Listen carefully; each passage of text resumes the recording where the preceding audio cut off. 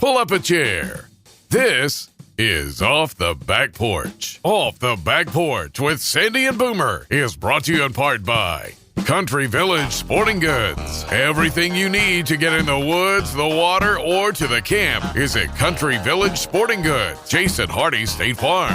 Like a good neighbor, Jason Hardy at State Farm is there. And Larry's Pizza in El Dorado, home of the Double Pizza Parade. 20 plus years of bringing you the most important and latest information with local happenings, news, sports, opinions, and probably an attempt at humor. Also brought to you in part by Davis Farms Country Market. For farm to table fresh, it's Davis Farms Country Market. Cook's Body Shop. Chances are it will happen.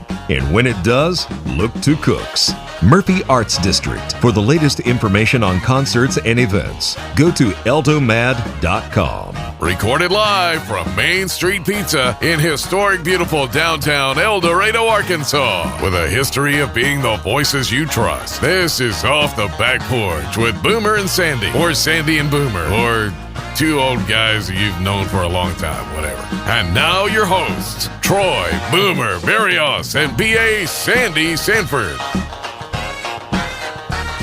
Thank you, Johnny Dean, and welcome to another edition of Off the Back Porch with Sandy and Boomer. And Boomer, feels like I just saw you the other day. It was just a day or two ago. I was thinking, I said, was it 2 weeks ago? I said, this was Easter weekend, but I forgot it was Friday night. I thought it was Saturday night, but it was Friday night. Yeah. Incidentally, you're welcome.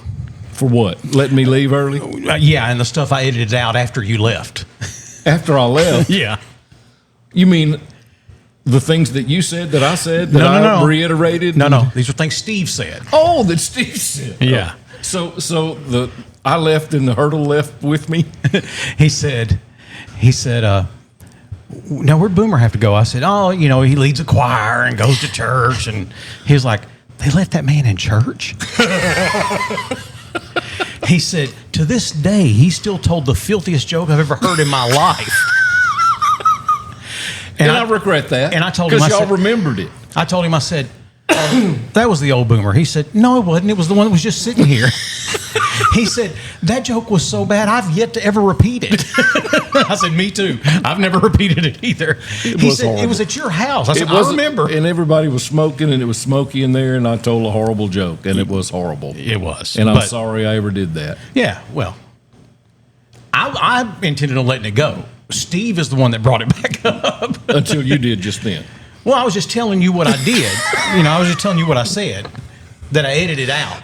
You're welcome. So you're going to edit out of this one too? No, probably not. It's just that I was still way kinder to you than Steve was.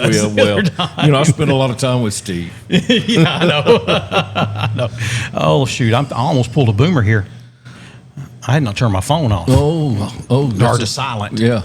So again, thank you for being with us for this week's edition of Off the Back Porch. I'm Sandy, he's Boomer, and our special guest this week is Carmen Duran-Smith, and she is going to, we're going to talk to her a little bit later in the show about April is Autism Awareness Month, and you may see her shirt says Autism Mama. She's an autistic mama. And so we're going to talk to her about that. I told her, I said, I had a friend that I worked with. His name was Alex.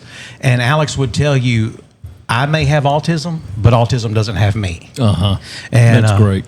And may I tell you the thing about Alex? You couldn't be in a bad mood around Alex because he was always smiling. Mm-hmm. Always happy. Mm-hmm. And if you weren't, just go sit next to Alex for a couple minutes. He'd just rub off on you, Yeah. He was great young man and quite the artist. Was he? Yeah, he still does quite a bit of artwork and really good stuff. But before we get to that, Boomer, I thought we would start off with a letter. From somebody? Yeah, from somebody. I thought I knew if we were going to compose a letter. Yeah, this one, Dear Sandy and Boomer, people who are not Gen X just don't understand. That's true. Or believe half of the stories. This is a true story from when I was a kid. My cousin and I were also best friends. So we went on vacation. He went on vacation with us, and back up. She went on vacation with us, and I went on vacation with her family, if we weren't already vacationing together. Anyway, she and I nearly got eaten by a bear in the Smoky Mountains because my aunt told us to go outside and stop lying about there being a bear in the woods. When my uncle saved us from the near bear attack, he got mad and asked us why we didn't go inside when we saw there was a bear. We told him because our aunt made us go outside. When he asked her about it, she straight up lied and said that's not what she said. This is what life was like for Gen X. Remember, always trust an adult? Well, sometimes that trust got us touched inappropriately or nearly eaten by bears. Ooh, that sounds like a bigger problem. Well, I guess eaten by bears is the biggest problem, but... Shelly from Center, Texas. Do you know this person? I do. That surprised me when I saw it. I was like, you knew who it was? Yeah, I knew who it was. So, yeah, got us touched inappropriately and nearly eaten by bears. Let's see. Dear Sandy and Boomer, last week my friend hit me with a horrible April Fool's joke, and I haven't spoken to her since. My dog went missing about a year ago, and it was one of the hardest things I've ever gone through.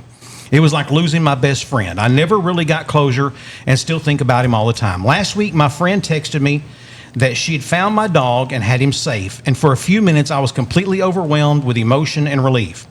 Then she told me it was an April Fool's joke. Oh. She said she thought it would be funny and didn't expect me to take it so seriously. But I felt crushed all over again. Yeah. Is that completely out of line, even for a joke?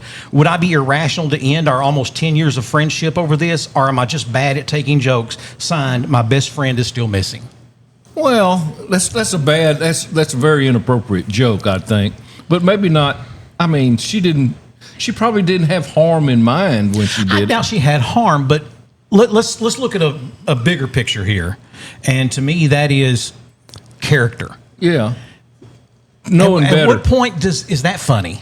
Yeah, knowing better than to even do that kind of joke. Yeah, I think, I'm not saying that maybe you end a 10-year friendship over it, but we definitely couldn't be the same friends that we were prior to that, because your idea of funny and my idea of funny are not. You know, I was telling someone the other day, I said, I have a litmus test for friendship, and it's very big and very broad.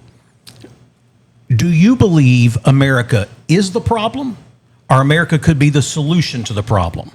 How a person answers that determines whether or not we can be friends. Because if you're one of these people who believe America is the problem, we can't even be friends.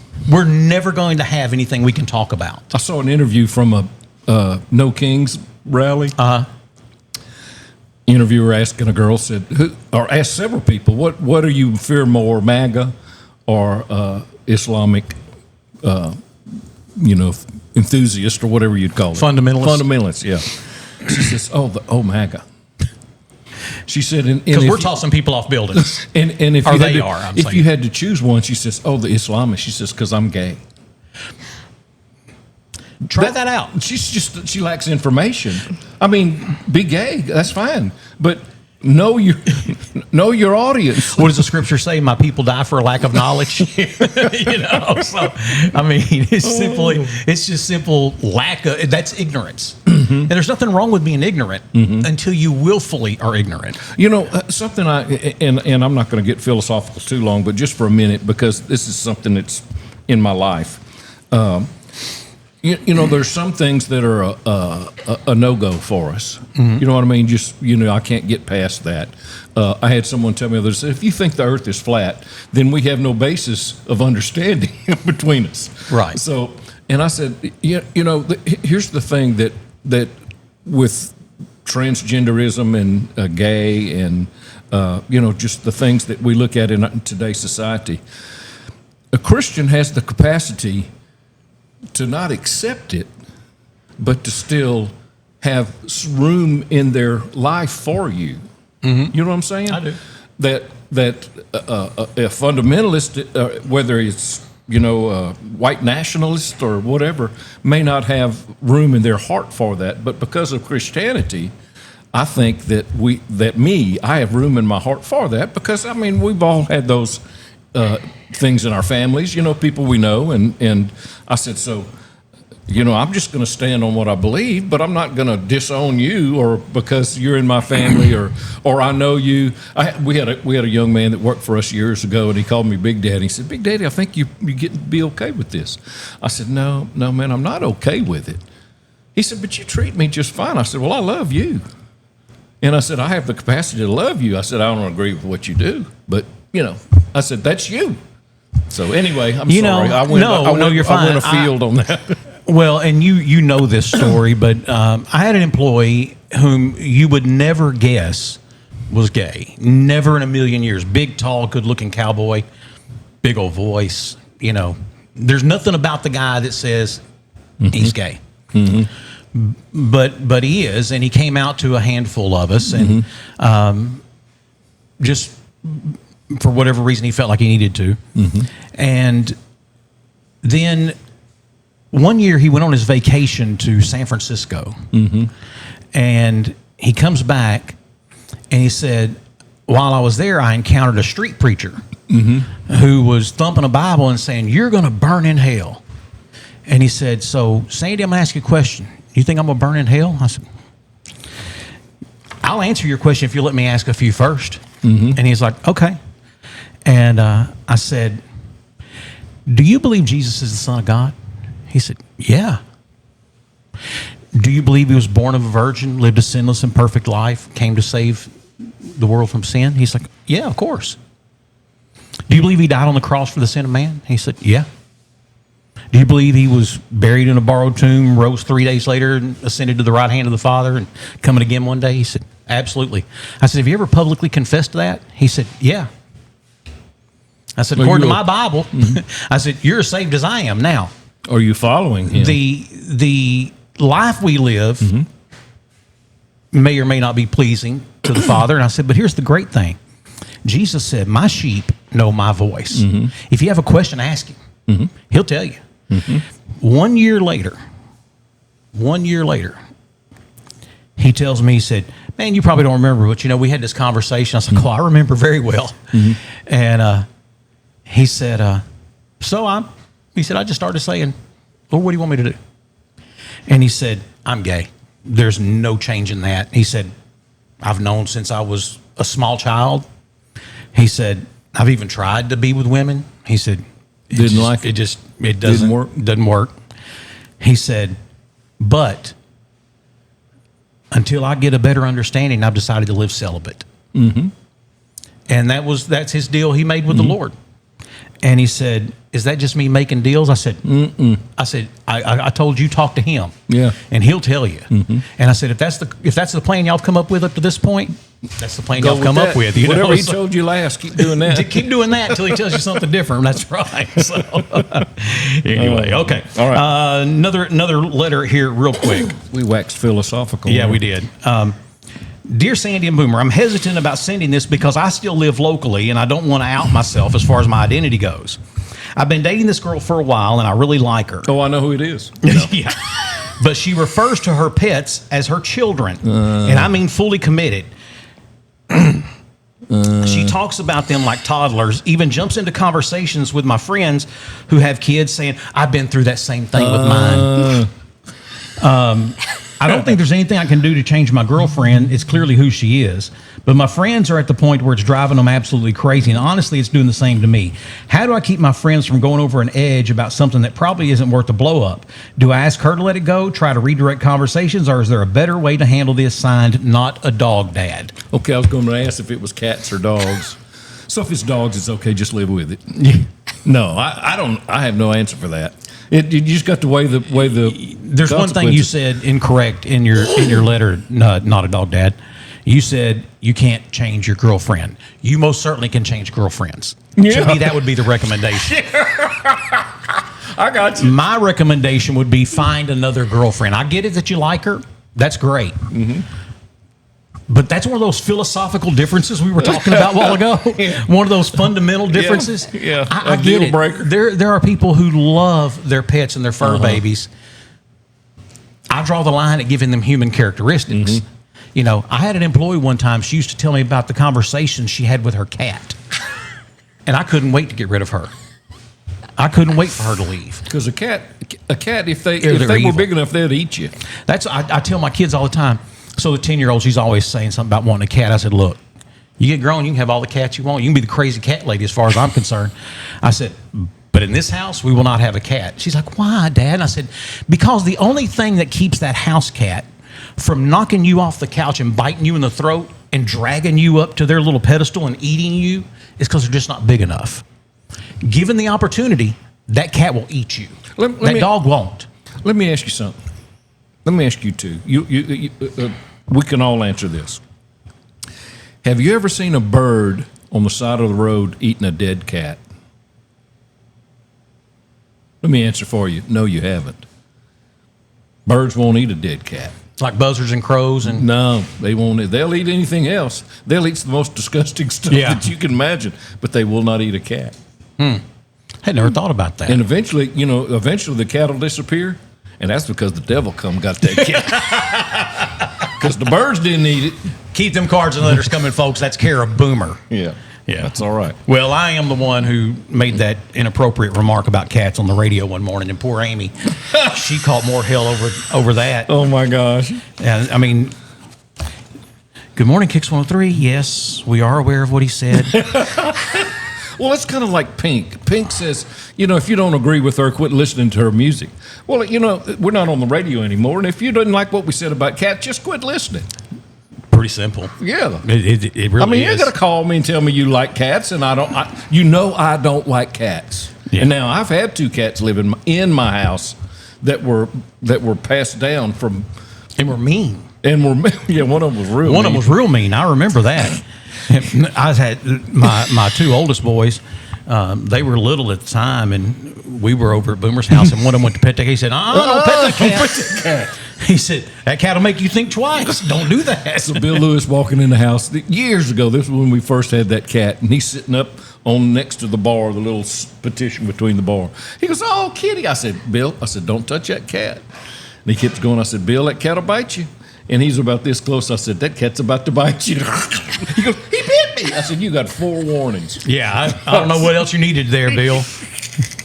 Anyway, Yeah. I don't like cats, but I've had 2. I'm not a cat person. I hate cats. Someone, I don't hate them. I just don't want them around. someone dumped off some cats outside of my house, and the lady that lived next door to me, God bless her, rest in peace. She, see there? Said something about the devil, and he shows up. She started feeding these strays. Well, of course, they're multiplying like adopt you. rabbits, and it's just like every time I look up, there's another kitten running through the yard. I don't mind the cats, but I didn't want us to have a colony. Yeah. And if you And- feed them, that's what happens. So finally, what ends up going on is they come and they trap them and take them and fix them And put them back and out. then bring them back. And I'm okay with that. Those cats are wild as a March hare, though, brother. You can't even talk to them or get near them, and I'm fine with that. Because let me tell you what I haven't seen since then: not nary mouse, rat, snake. Yeah, ain't nobody feeding nothing. them. Ain't nobody feeding them. They got to eat. Yeah, and so they're that's as far as I'm concerned, that's okay. So, Boomer, I don't know if you heard this. There's no joke in this, but Wasn't much joking in the other ones either. this concerned me. A California company has recalled more than 3.1 million bottles of lubricating eye drops because they were not properly tested and may not be sterile. Eye drops.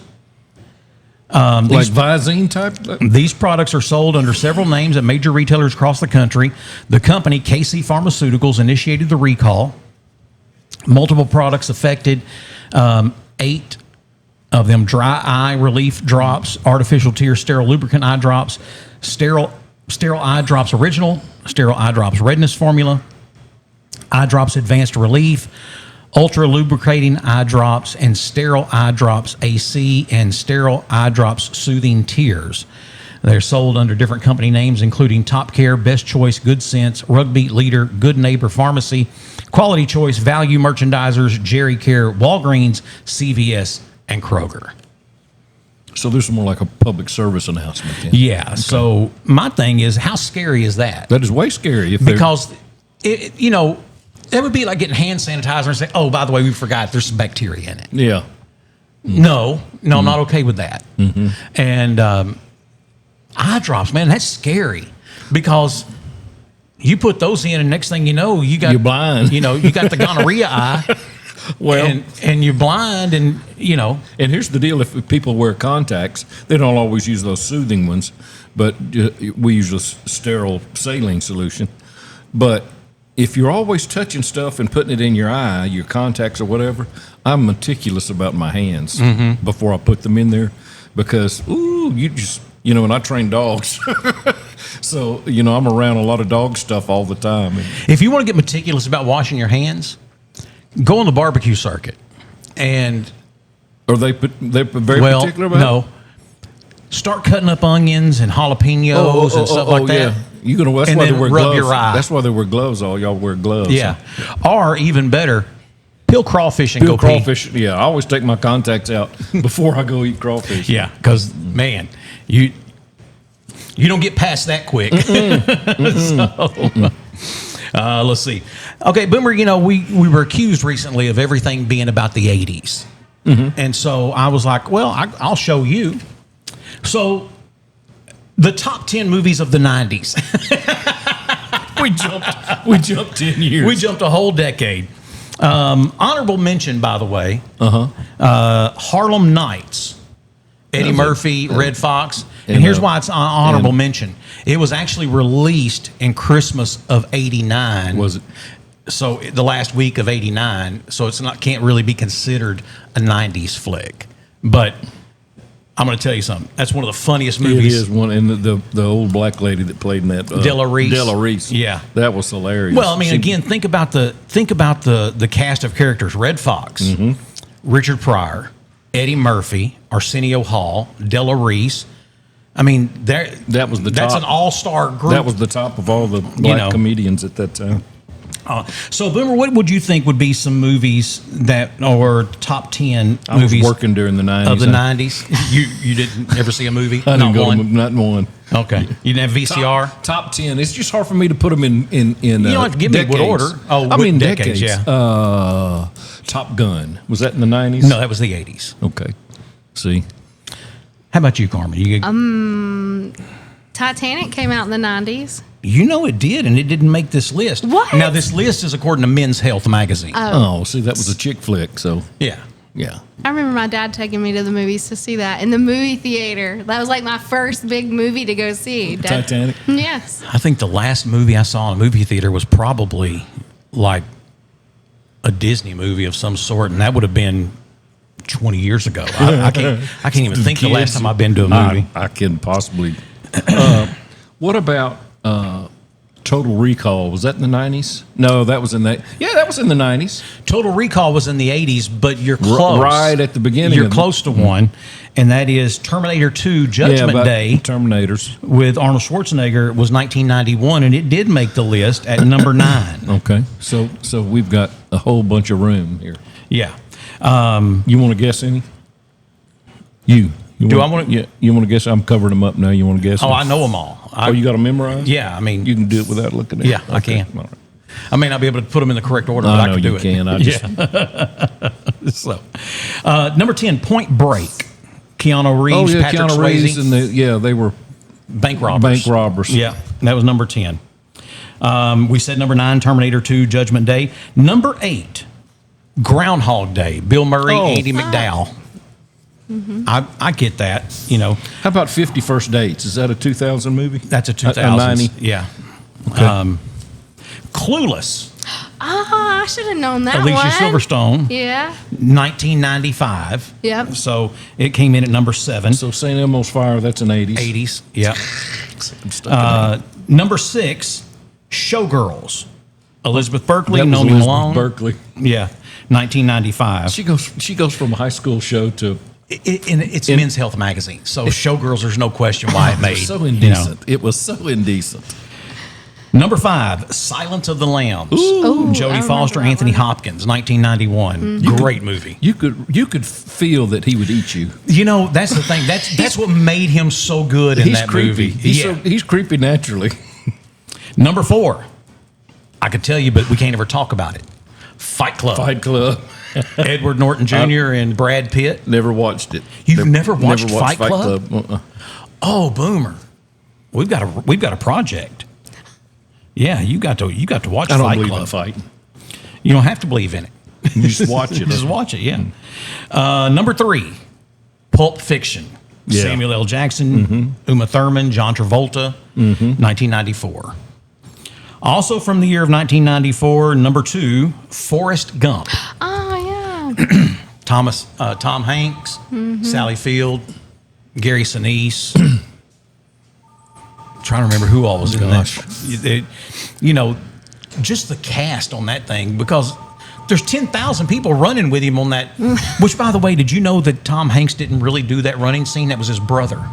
Was it really? Yeah. With the big hair and everything? Yeah, they went, and while they were filming over here, you know, the producers tried to cut that movie off twice, and Tom Hanks and the director, and I'm sorry I don't remember who the director is off the top of my head, they put up their own money to continue the production. And then they tried to cut it off again, and Hanks gave up points to do the whole to story. Finish the story, but they didn't want to pay for the running scene, and they're just like, hey, the running scene doesn't make sense if he doesn't show up out on the eastern seaboard at the the lighthouse out there, and at the western seaboard in San Diego. It doesn't make sense. And they were like, no, it just costs too much, and plus you're going to have to fly and blah blah blah. And his brother said, I'll go do it, you keep filming here, send the smallest crew you need for no particular reason with me, and I'll just go do it. So that's what he did. His brother went and did the running scene. And all except for when it come to the part where I think I'm gonna go home now. Yeah. Tom Hanks did that part. So number 1 1990s movie, and I can totally agree with this one, Goodfellas. Yeah. Ray Liotta, Joe Pesci, Bobby D. You like those I love mob movies. Movies. Yeah, mob movies kind of a big deal for me. So, but I mean, again, Joe They've Pesci, done well. Yeah, they've done well. But we were recently. Micah had sent me a text, and she said, "Man, wouldn't you hate to be a cast member of Goodfellas, because they died in succession, boom, boom, boom, boom, boom." So the guy who played Paul Cicero in the movie, he passed away. Paul Sorvino is his name, and who has a famous daughter who's an actress, Mira Sorvino, and but Paul passed away, and then of course Ray Liotta passed away, and she was like, don't you know that Bobby D, Robert De Niro, don't you know Bobby D and Joe Pesci are over there checking on each other? Yeah. Hey, how you doing? Text every day. So you think I'm funny? Funny how? Like a clown? Yeah, that is one of the best, and that wasn't scripted. So Tarantino, of course, any Tarantino movie, is you've got to really watch to pay attention to. But Tarantino, one of his big things was if something just didn't feel right in a scene, he'd just stop and say, "Hey, go get that bread boy, the one who's putting rolls out back there for the cast. Bring him up here." He said, "That kid's kind of funny. Put him right there. Hey, stand right there. When they walk past you, just raise your eyebrows twice, like." and it's just little stuff like that. Tarantino just sees it, Yeah. Well, that whole scene, the cameras weren't supposed to be rolling, and they were just the actors. He was just like, he said, y'all get the feel of it. Just start talking, and they did it in one take. Now they did other takes, but that's the one they used, the original that the guys didn't even know the camera was operating. And if you recall in that movie, Boomer, the cinematography, when they follow Ray Liotta into the Copa.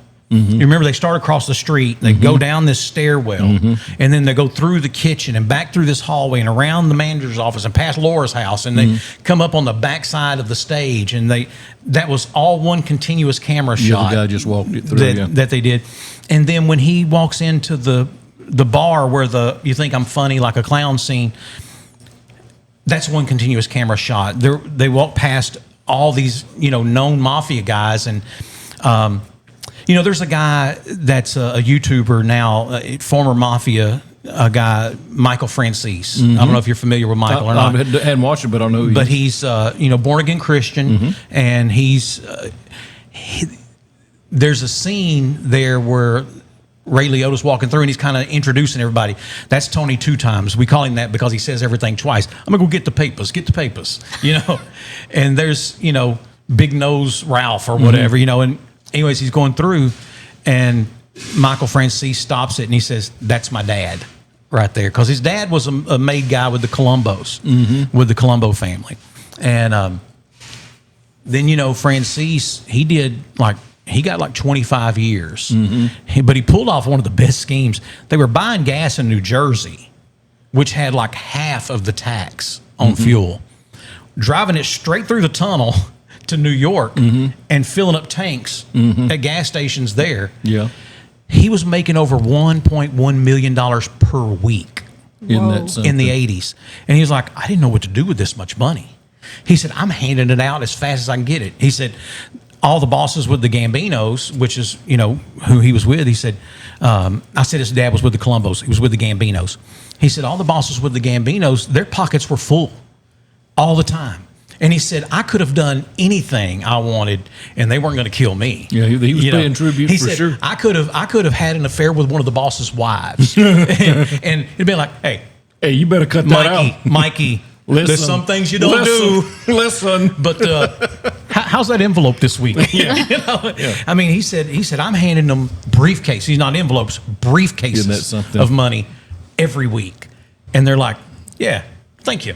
You know, they hand it off to a guy. And of course, then it goes through a laundromat and a strip club. And then, you know, it comes back around. But I'm watching a series, True Detective. Yes. Have you seen it? Yes. I'm on the second season, and they're presenting the plan for the railway in California at the casino. Okay. And he says, you know, he's talking about all the auxiliary things that will be around he says, and there will be a lot of raises within the cost of this. Yes. You know, because it started out at 19 billion or something, and now it's like $250 billion now or something, and they still haven't. There's no train. Yeah, they've yet to dig the first hole. Yeah. And, you know, that was kind of like when Hurricane Katrina hit, and they interviewed a friend of mine who may or may not make his living on the other side of the line of the law. And they were like, well, you're on the parish, Orleans Parish levy committee. And how deep are those levees? He said, how deep did we say they are? 19 feet. He said, then they're 19 feet. I said, well, the problem with that is we're finding all of them are cut off at about 16 foot. He said, hey, you want to question the levee board? Go right ahead. And this was a radio interview. And he said, this is Louisiana, you remember? that guy, that news guy on the radio who questioned him so hard, ended up having to leave the state. Imagine that. Yeah. Move out in the middle of the night. Didn't feel safe. Because let me tell you, there's a lot of powerful things in Louisiana. There's nothing as powerful as the levee board. So we're going to, it's in the 60s, and Dad and one of his friends, work associates, took me and that guy's son. We're going to an LSU football game. We stopped to eat at I don't remember. I'm a little kid. And so I noticed that there's a group of people walk in, and, you know, everybody kind of turns and looks, and you know, he's putting his hat up and doing this and put his coat up on the rack. And so we get out to the car, and my dad says, well, he said, my one claim to fame is that Carlos Marcellus picked my hat up to put his coat on the coat rack. So fast forward to the middle 80s. So I'm working with a guy named Dickie Williams, and we're working on an oil deal where we're in South Louisiana, and we're going to do take old oil and refurbish it. And so he says, well, I got to go to New Orleans. I've told you this story, I think. I says, I got to go to New Orleans to take care of some business. You want to go with me? I said, yeah. So we come into this downtown New Orleans, and he goes in, unlocks the door, and opulent office with just beautiful stuff everywhere. And I'm in the front office, and he's in the back office over here. I said, Dickie, I said, whose office is this? He said, oh, this is Mr. Carlos' office. I went, and I backed up through the press. Wiping your fingerprints off everything. I said, what? He goes, oh, no. He says, man, he said, I'm on the legit side. I said, what legit side? I said, I think I need to go back to Oklahoma. Yeah. That's when I went back and got in my car. And I said, no. Carlos Marcellus was never proven to be associated with the mafia. But he went to jail instead of Edwin Edwards, so. No. Edwin Edwards went to jail instead of him. Carlos Marcellus was dead by then. No. Come on. Yeah, you're thinking Gus Majalis. Okay. And Gus Majalis went to jail too. If either one of them actually ever went. Yeah, well. There's some debate about that. Yeah, Edwin was in Texarkana somewhere playing golf, I think. Yeah, well, I told you the day that Louisiana Network News said former Governor Edwin Edwards reports to federal penitentiary in Texarkana today, and he came into my radio station. Edwin did. Yeah, with Stephen Edwards. Governor. Yes. He wasn't governor anymore. He wasn't governor anymore. But along with his son, Stephen Edwards, and Eddie DeBartolo Jr., the Eddie owner DeBartolo of the 49ers. Oh, yes, right. I'm sorry. And I said, Governor, I have to admit I'm surprised. And he said, why is that? I said, well, I heard on the news a while ago you reported to federal prison. They said, hell, I heard the same thing. Don't believe everything you hear, son. That happened. Louisiana politics. That happened.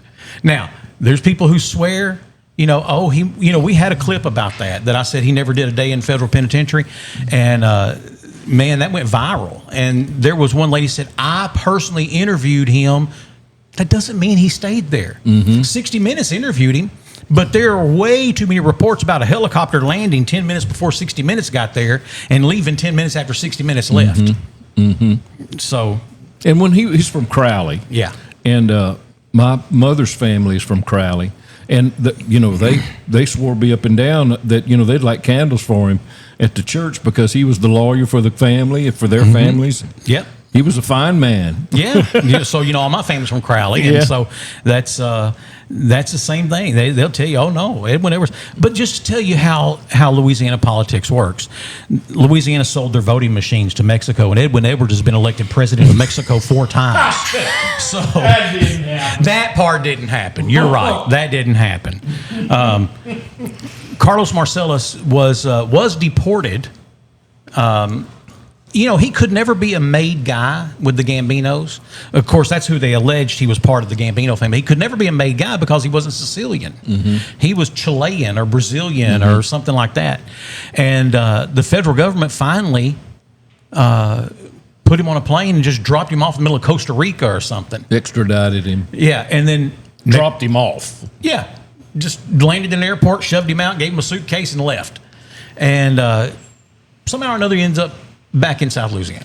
He made his way back. But talking about Gus Majalis, I was running a campaign for a candidate, and we needed some money. We were right there at the finish line, like literally 5 days away from the election. And he's like, man, what do we need? I said, 10 grand. And we need it right now. This was back in the 90s. And he said, give me a minute. He walks outside, and I see him. He gets on his bag phone. That's how long ago this was, right? You probably don't even remember bag phones. No, my mom had a bag phone. Okay. I remember those. So he gets on his bag phone. He walks back in, and he sits down in front of my desk. So I'm working. I'm just doing what I was doing, and my phone rings, and I answer.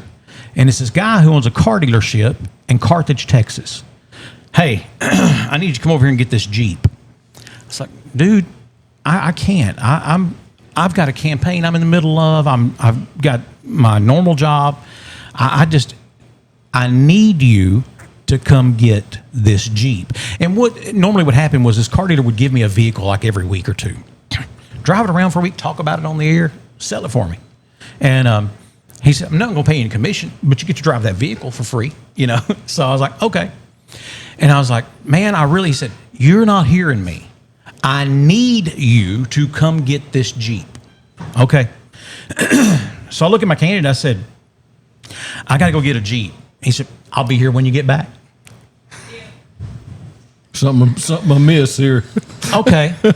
So I drive the 25, 35 minutes, whatever it takes at that point to get to Carthage. I'm in Louisiana, but it's just right there across the line. I go up there, and I get there, and he said, there's the Jeep. Here's the keys. He said, by the way, there's an address on the seat. I need you to take the Jeep there. Okay. And I look at the address, and I don't remember it now, but like 11439 Burt Coons in Shreveport. I said, 11439? Is that Farmer Seafood? And he was like, I think it is. I said, Gus Majalis? I think it is. I drive up to Farmer Seafood. There's a guy with no neck standing there, and he says, around back. So I pull the Jeep around back. I'm still thinking, am I dropping the Jeep off? What am I doing here? How am I going to get back to my office? That's my main concern. Guy comes walking out with an Albertsons grocery bag, a brown paper Albertsons grocery bag, and goes to hand it to me. I was like, And Mr. Majalis walks out, and I said, Mr. Majalis. He said, oh, Mr. Majalis' ass, Andy. You know better than that. And he said, hey, put it in the passenger seat. He don't want to put his hands on that. And so this guy goes there and opens that Jeep door and puts this bag in that passenger seat. To this day, if I'm questioned by federal authorities as to what was in that sack, I don't know. Because let me tell you what you'll never find. My fingerprints anywhere on that sack. Nor did you look in there. No, never touched it. I look at Mr. Majalis and I said, I guess thank you. He said, tell so-and-so, he named my candidate. I said, best of luck. Yes, sir. I don't know how much money was in the sack or if it was money at all. Was it heavy?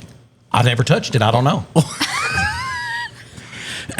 Almost got him. I drove back to my office. I walk in and I said, I'm assuming that bag out there is yours. He said, yep. He goes out there. He gets the bag out of that Jeep, puts it in his Jeep. Comes back in and said, write all the checks you need. We're good.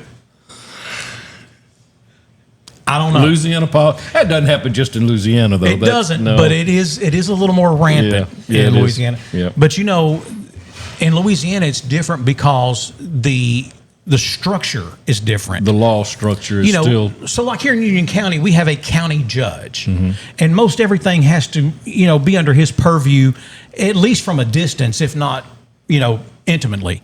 It has to be under his judgment and his watch. Louisiana doesn't have that. The sheriff is the ex officio of the parish and the tax collector. So he gets all the money, and then he divvies out what it is he feels is fair. If you have a sheriff who's not being fair with the school district, he won't be sheriff very long. But that's why Louisiana roads look like they look. They're like, oh, look, you can still drive on that. Get some new shocks. Get better tires. Hey, I'll tell you what. Go down to Despino's Tires down here. Tell them put a set of tires and send me the bill. All of a sudden, people aren't griping about the road anymore, right? Yeah. I mean, it's just, and I used an actual tire place, but not that Despino's ever had any dealings with anyone on the other side of the law. But you also use Gus Majalis' name. Well, that's, Gus was fresh out of prison when that happened. He had just evidently been released. And, was a fabulous man. Scary. He's scary. He was scary. The reason he was scary to me, Boomer, is I could look at him, and it was like I couldn't see a soul. His eyes were just empty, and you could see a soul around the edges of his eyes. It was just like he wouldn't be interrupted to have you offed. He would still be eating and say, "Hey, take care of that." Yeah. And keep eating. That's that kind of stuff. The feeling that I got. I never, ever one time witnessed anything illegal. Can I ask you a question? Yes. So you mentioned it while he was eating. Did you order some pizza? I have not. Okay. Yeah, we'll order one here when we take a break. Can we take a break then? Yeah. So you ready me to order? I mean, I didn't mean to interrupt the broadcast. But there are some things that are more important. Yeah, eating is one. And Main Street Pizza is one of them. Yeah, that's for they sure. got the good pizza. They do. Always the same. That's what I love about Main Street.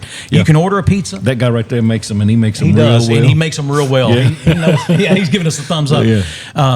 But that's what I love. I don't have to wonder about it. Well, who's the cook? Yeah, no, they all make them. We don't have to tell them to run it through their time and a half. Or we were living somewhere at one point, and they had a little out of the way pizza place, and so I'd run over there to get a pizza, and the next day I was telling a friend of mine, I was like, that pizza just didn't seem like it was done to me. I mean, it wasn't doughy, but it was way too soft of a crust. He's like, oh yeah, you got to tell them to run it through there time and a half. Tell them to run it through there once and then put it back in and pull it out at about halfway. No, that's and I'm not doing that. No, I'm not. I just want to order from there. Just cook it. And but yeah, here I never have to wonder. That's right.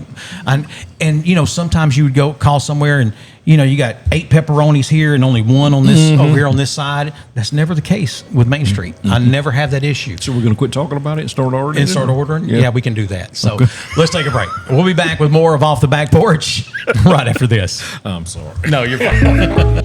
What if I get an offender bender? State Farm's there with the assist. Jersey swap? Jersey swap. Yeah, I like this a lot. Oh, I'm feeling this. I assisted with security things. Swap. I assisted with popcorn. Swap. Get that jersey. Get your corn there. Hey, I assisted myself by filing a claim on the State Farm app. Swap. In my halftime show, I It's had a great story. We're done swapping. Too late, circus man. State Farm with the assist. 32 years ago, a young Robert Rushing began his life of public service joining the El Dorado Fire Department. While saving lives during the day, Robert Rushing put himself through college and law school at night, eventually opening a law practice in 2010 to protect and serve the rights of people in South Arkansas. By the way, he was still working as a fireman at the time. And after 23 years of service, Robert Rushing answered the call again and was elected as city attorney. Today, Robert Rushing still has that desire to serve. Re-elect Robert Rushing as El Dorado City Attorney.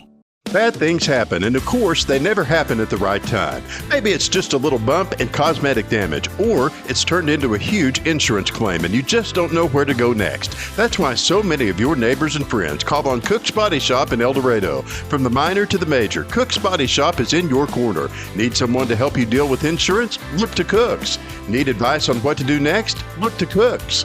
Need a free estimate? Look to Cook's. Bad things are going to happen, and when they do, look to Cook's. When it comes to your family's financial future, peace of mind matters.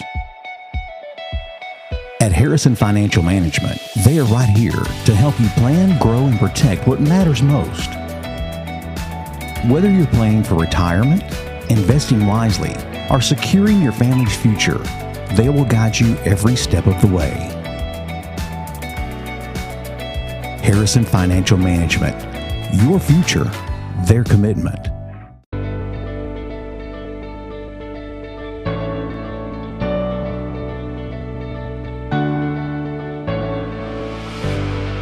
Rated the #1 course in Arkansas by Golf Week, Mystic Creek is truly a hidden gem, complemented by a modern clubhouse, complete with panoramic views. It also features a fully stocked pro shop and Mystic Grill, serving contemporary American cuisine and Southern classics. Mystic Creek promises an unforgettable experience. Hey, and welcome back for more of Off the Back Porch with Sandy and Boomer.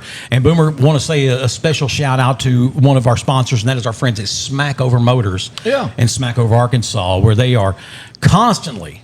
If you go by there, you just watch those car carriers just pull in with trucks. But the problem is a lot of those trucks have already been ordered. So if you're looking for fleet, go to the Fleet Masters. That's for sure. And that is our friends at Smackover Motors. They've been doing commercials for a long time. Yeah. And of course, you can't help but think Smackover Motors without thinking of Bob Parks and James Langley. And Bob Parks is. Out on the bypass with Smackover Motors and Smackover, Arkansas. Big James on the bypass. Yes, you ain't never lied, Bob Parks. And he'd say, you got some used cars out there? Bob Parks, you ain't never lied. You ain't never lied, Bob Parks. And, Bob, who was not just only a great person all the way around, but he's radio iconic. He's radio gold. And, Bob Parks is the guy that... interviewed Elvis Presley when he was a kid, and in Tupelo. And when Bill and Edwin bought that radio station there, the very first one, KELD-AM, they had a signing ceremony live on the air, and Bob Parks did the play-by-play. Okay. Just such a great guy. And Bob was one of those guys that loved me and made sure I always knew it. And, we ran into him one night We were in Malvern, and Bob, where are you going? Oh, I got me a girlfriend. I'm going to see her. Yeah, he was a ladies' man. Bob, you're 77 years old. He said, and? I saw Bob at Carti, not too long before he passed. And what are you doing here, Boomer? I said, well, I got a little issue with my blood, but what are you doing here? It'll be all right. He didn't even want to talk about it. Bob just, again, God didn't make but one Bob Parks. Yeah. That's for sure. And, the stories from, of course, Bob, I ended up holding the position that Bob held with that company. And the stories I would hear about him and Eddie Tarpley, and I could believe all of them. Back in the day. Eddie Tarpley was our manager in Hot Springs and was as great a fellow as you would ever meet. Just love the guy. And love. Talented. Yeah. That dude, he could never have played an instrument in his life. Eddie, you ever played a saxophone? No. Think you can? I think so. He'd pick it up and would be masterful. Wow. We were at a restaurant in Pass Christian or Bay St. Louis, and they had a piano, and it was the middle of the week, and there was no one playing the piano, and it was packed. And Eddie said, "Y'all excuse me," and he goes over and sits down at the piano, and he just starts playing, and he's playing. I'm sure there would be people who would notice the flaws. I didn't. He's playing masterfully, and people are coming up there and putting money in the jar, right? And so when he's done, our food gets to the table, and he stands up to come to the table. The people stand up and applaud. That's how, well he played. And then he took all the money from the jar and gave it to our waiter, And funny. God, that guy was funny, classy, and we lost him way too soon. Yeah. Lost him way too early. And matter of fact, we lost him just a couple of weeks before we lost Mr. Nolan, and that was that was like double whammy, back to back. That was a hard blows, time. and I went to his funeral, and I didn't expect it to be easy, but I didn't expect it to be as hard as that was. That funeral hit me pretty hard. Eddie's, Eddie's. Yeah. Bill's, I was still numb. Yeah, I was just absolutely numb when Mr. Nolan passed, and I didn't grieve him until about a week later. I had vacation scheduled the next week, and I drove down to Pass Christian, where we had spent many, many nights down there at the Murphy compound. Presqu'île, we learned it was called, and it was all devastated and wiped away by Katrina. But I opened a fence I probably shouldn't have opened and made my way onto the property, and I went and sat right where that house had formerly stood. And I pulled a lawn chair out of the back of my SUV, and I sat it there, and I got a cooler, and I sat it next to me, and I spent 3 hours sitting there just crying because, other than my dad, I don't know that I've ever loved a man as much as I loved Mr. Nolan. He was just that great of a mentor. And so to lose those guys. But back to originally Bob Parks, I took Casey to her first ABA convention, and that's the Arkansas Broadcasters Convention. And we got there, and I tell everyone, because I had to speak that night, I was past president, and I said, I'm glad to see that even though I'm no longer in radio, there's some things that never change. I said I was welcomed by two things that I was very happy to see. I said one was Bob Parks with open arms, and the other one was Bobby Caldwell's jacket, because Bobby Caldwell was a sharp dresser, man. You could pick him out of a room because he was the best dressed in every room he was ever in. Sport coat guy. Yeah. Yep. And everybody got a big chuckle. But Bob wrapped his arms around Casey like he had known her since she was a child, and just became even closer friend. And then called me the day of mine and Casey's wedding and said, "Brother, I had every intention of being there." He said, "But I got tied up and I'm just not going to make it. And I just wanted to pass along my apologies and tell you that I've got a gift." If he ever gave it to me, I don't recall. I don't think he ever did. But we lost Bob last year, and again, just a legend in the radio world in general, but especially here locally. Yep, good guy. Yeah, absolutely fabulous guy. So, Carmen, we have you here with us, and Carmen had reached out to me and said, "Hey, April is Autism Awareness Month. Would y'all be willing to discuss autism awareness?" And I said, "I think that's a great idea, absolutely." And so I sent her some open dates that we had, and we chose this one. And so now the show's yours. The show's mine now? Yeah. The show's mine? Oh. Well, I mainly wanted to share just what I've learned as a parent on this journey of becoming an autism mom. Because when we got our diagnosis, I found there were no resources here in Union County, or they weren't easy to come by at all. So kind of wrote up some stuff that I found that was like important that I really wanted to get out to people about autism and all of that. So a lot of people don't even know what autism is. Yes. So a lot of people are like, they don't know what it is. So autism is a neurodevelopment condition that affects communication, social interaction, and how a person experiences the world. Autism is a spectrum, meaning there is no single way it looks. Some autistic people speak and some don't. Some need a lot of support and some need very little. It's not a straight line from mild to severe, but a circle of different strengths and challenges. Yeah. So that's one thing that I've learned is that it is such a broad spectrum that we went to the Autism Festival in Little Rock Saturday. They had a walk and Easter egg hunt, and it was put on by the Arkansas Autism Foundation, and it was our first time to go to an event like that. And my mother-in-law was at my house, and she made the comment, she said, I never really thought about it before, but after going to that event and seeing all these kids there, you look at them and you can't see that they have autism, because she walked by an autistic child that was having a sensory overload and was having a meltdown. And she said, had I not been at this event, I wouldn't have known. Like, I would have thought that she was just misbehaving. And that is something that is a big misunderstanding in our communities, is that autistic children, whenever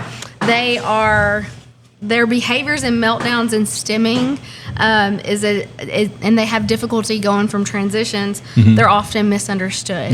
And families feel alone and isolated when I can only imagine. When we go to restaurants and our child is having sensory overload and they may be sitting on the floor. They're not hurting anybody, or they're not acting out, but people will look like, I can't believe you're letting your child sit on the floor.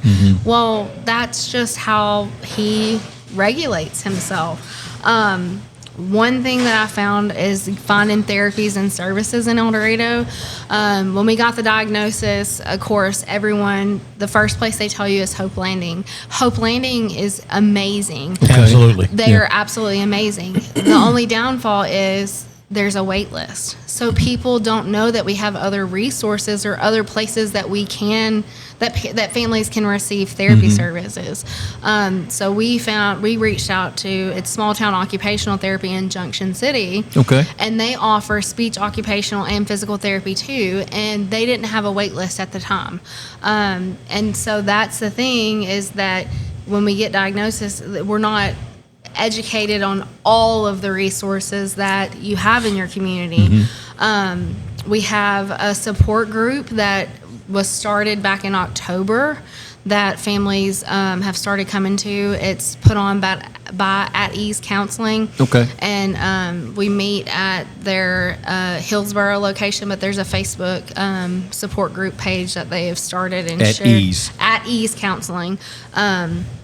But the other big thing is that I found is that inclusion in schools. Okay. That it's a big downfall that autistic children, they belong in public schools with support like visual schedules, sensory breaks, and communication accommodations. They can succeed in general education. Inclusion is a right, not a favor, and benefits all students. One memory that is like burned in my brain is, so we go to church at one community, and John Allen was struggling being in the community kids church or whatever. So we started back in October a therapy it's called ABA. It's called Applied Behavioral Analysis Therapy, and it is one of the scientific, like, proven therapies that work with autistic children. Okay. And I just, by the grace of God, found it.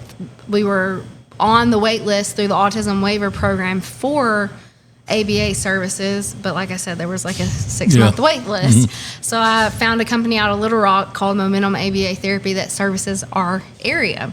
So when we started ABA therapy, they started giving us techniques to use for communication with John Allen, and it changed our life, because I never thought about, like, using, because doctors don't tell you, like, hey, children with autism, they thrive with visual schedules, or they're visual learners. And like I said, every autistic child learns different. But with our son, he's very visual. Yeah. And so our son was struggling in our church community kids. So I was like, we're not missing church. So I was like, I will go back there until we can get staff trained to help communicate. Because that's where the problem was, is he was having meltdowns because he was needing help with communication.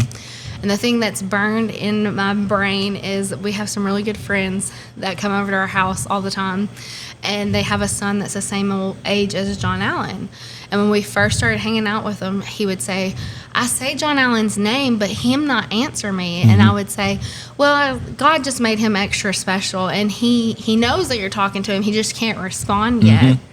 So about 2 months ago, I was back there in the community kids with John Allen, and they were playing on a racetrack, and he was having to wait his turn. So I had his little visual that had a clock on it that says wait. And I said, John Allen, you have to wait. It's not your turn.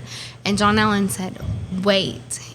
And our friend's son, he went, oh my gosh, John Allen, hims can talk. I mean, it like blew his, because he had never heard him talk. He never heard him speak, yeah. And that's like when the other kids see him, whenever I take his little visuals in there, they're like, the kids are interested. They want to know what he's doing. And when I tell them, like, John Allen just learns different. You know, their brains are wired different. And most of these children are so intelligent, but there is a lack of education in our community. That's what I was going to say. Now, one of the things that I have found out is that a lot of autistic kids are brilliant, very brilliant. And many of them, whether they express that brilliance through art, some of them are very artistic. Some who are nonverbal but can sing like a bird. It's amazing to me when I watch. I mentioned it earlier. I said I have a friend that I worked with, and he would tell you, I have autism, but autism doesn't have me. And he takes personal joy in brightening your day. You know, when you walk away from him smiling, he smiles even bigger because he knows that's kind of his gift, his calling. And, you know, it's not that autistic kids, autism is not retardation. No. That's right. And that's, to me, has been one of the big misconceptions. Yes. Autism is not mental retardation. I have a brother who is special needs, and that's the term, you know. I grew up with him just being called retarded, and I didn't ever think that was a bad word. In my generation, that was the name of the that condition. was the name. And, my brother was stuck in the birth canal, and for a long period of time, and lost oxygen, and has been nonverbal my entire life, his entire life. Did not walk until he was 5. Was not potty trained until he was 8. Wasn't really supposed to live past 18. I'm 54, so he's 51, and he makes fishing lures. That's his job. He makes fishing lures.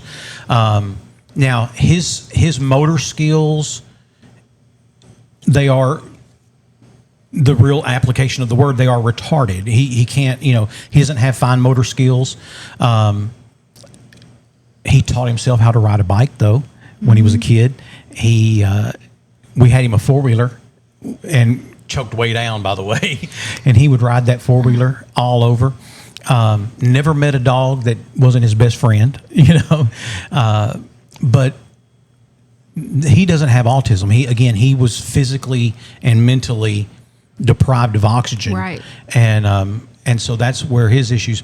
So I think one of the biggest things is explaining to people that autism is not retardation, Right. And there are kids who are autistic that unless you knew them real well, you wouldn't even know. And then again, there are those, like you said, some who are just nonverbal, and there's STEM and they right, and but I think that's important. And when you said it, when the kids are interested as well, because they want to know, and it's good that they want to know, because then they know, because these are the kids that he's going to be in school with, Right. Until he gets out, Yeah. and it's good that they know, because then they know how best to help him. Yeah. And that's pretty cool. Yeah. So you hear on the spectrum.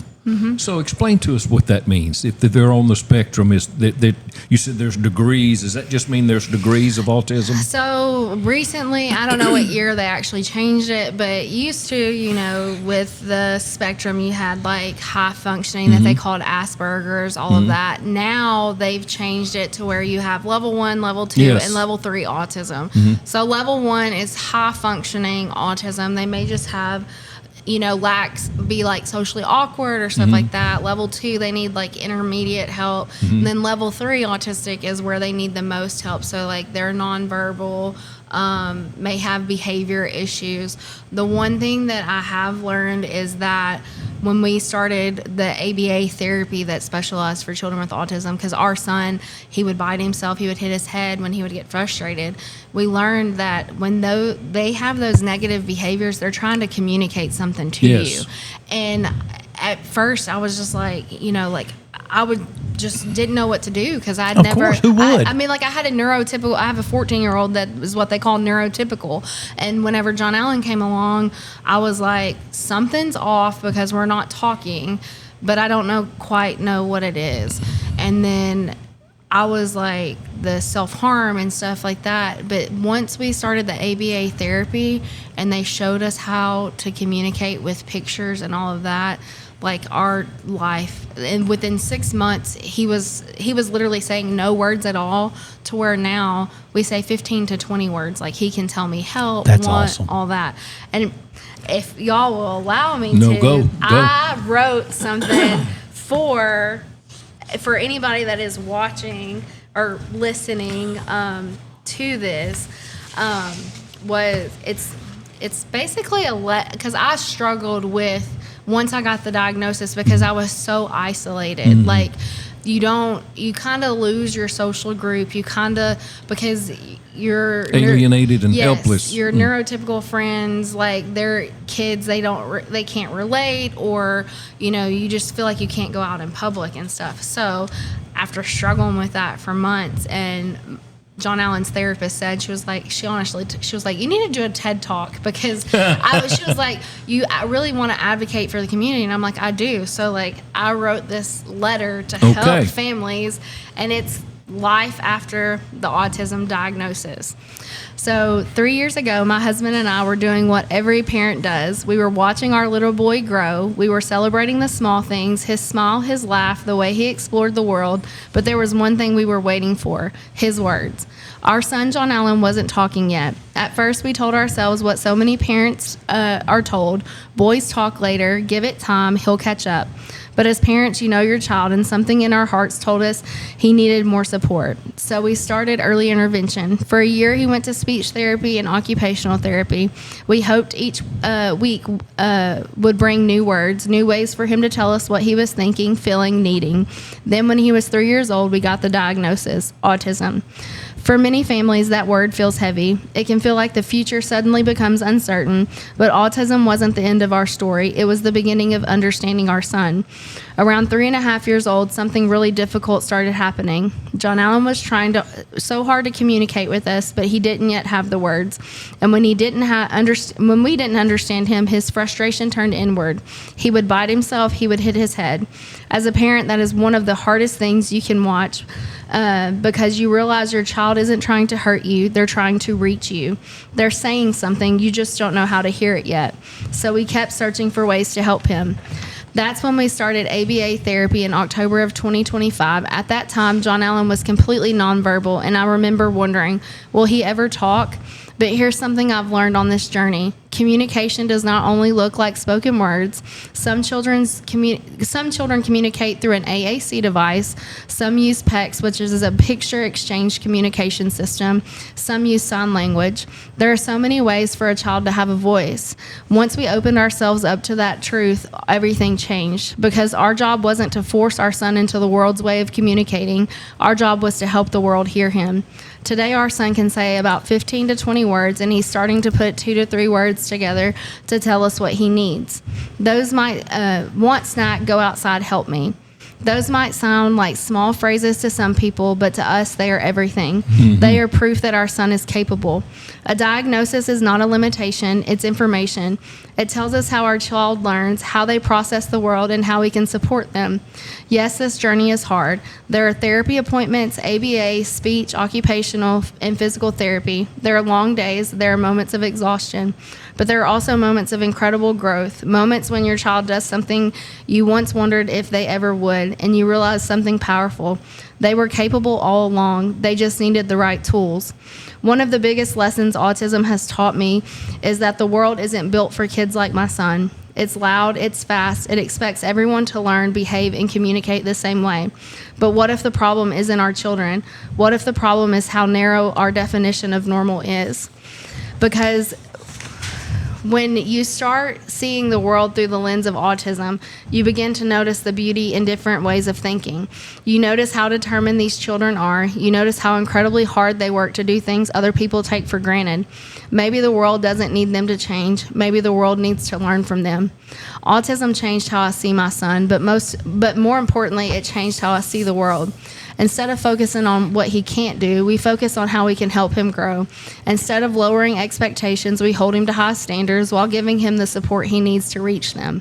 Because autistic children are capable of amazing things, they may just take a different path to get there. If there's one message I want to leave families with, it's this. Don't see the diagnosis as a negative, see it as a guide that shows you how to advocate for your child, how to support them, how to help them find their voice, whatever that voice looks like. The world may not have been built for our children, but we can help reshape it. And sometimes changing the world starts with one parent learning a new way to listen, one teacher believing in a child, one person choosing to see ability instead of limitation. It only takes one person at a time to change perspective. And when we change perspective, we begin to change the world. That's good stuff. That's awesome. That's good stuff. Awesome. That's good stuff. So, and and obviously, those are words that come from experience, and that's, to me, is what matters most. Is that you're not just someone who's. I'm sure we can have a neuroscientist on here who could just have the most eloquent way of saying things, but never having really had to deal with the day-to-day, operation. So. Has anyone figured out what causes autism? No, and there's so much controversy over it. We went to the Dentist Developmental Center at UAMS. It took us a year and 6 months to get in there. But they're like if you suspect your child may be on the spectrum or whatever, that's one place that doctors recommend you to go. And like I said, you wait forever. We finally, even though we had our diagnosis, we still went to that appointment. You see stuff on the news or whatever about vaccines, Tylenol. You've seen all of that on there. But I will tell you, Dentist Developmental Center, they recommend that they can do genetic testing on your child. We decided not to do genetic testing because my thing is that it's not gonna change. It's not gonna change anything. I mean, it may come back that I'm the genetic carrier of it, and where my husband is, and I don't want to put that. There's no sense in assigning blame. Right. Pin and all that. But, I mean, that is options for families. Some people have the genetic testing done, and neither parent shows the gene. People used to get in trouble if a wife with blue eyes and the husband had brown eyes if they had a blue-eyed baby. And it's just out of ignorance. Yeah. So, you're right. I tell people all the time, I'm not trying to solve autism or figure out like what the cause is of it. I just want to educate people on it and about resources that can help your child. And like I said, what works for my child may not work for your child. But one thing I have learned is that you have to continue to advocate, and you can't accept no for an answer. You can't go to school and they say, well, we can't do that and we're not going to do that. Well, that's when you have to find your legal rights and all of that stuff and find a place that fits for them. You know, I mean, it's just all... I told you my daughter is in Webster Parish in Louisiana, and she writes IEPs. Like I heard you say that, and it just rings true. I'll say, Amy, what are you doing tonight? Writing IEPs. You know, she works more at home than she does all during the day. You mentioned groups. Is there a specific place, time, way that people would be a part of you and your... Well, so the group that meets, they meet the third Thursday of every month at 6 p.m. at the At East Counseling that's located on Hillsboro. Okay. That is like our support group meeting, and we talk as parents about, coping with day-to-day stresses that we have, but also talk about resources that we have come across as we get the diagnosis. Because like I said, when I got the diagnosis, I found out there's no resources. No resources. No. And my goal, my husband and I's goal, is eventually I want to start a nonprofit that is going to benefit children of Union County, whether it be raising funds in the nonprofit to help pay for therapy services, because sometimes your insurance may not cover certain therapy services, and so there's families that can't afford that. I can only imagine the devastation of there's a service that can help my child, but I can't afford it. My insurance won't pay for it. That would be the most humiliating, devastating thing a parent could be told. Yes. There's help, but I can't have it. Right.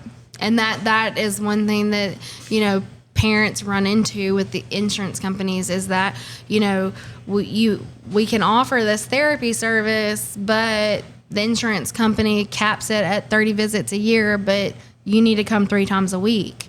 I mean, I've ran into that. I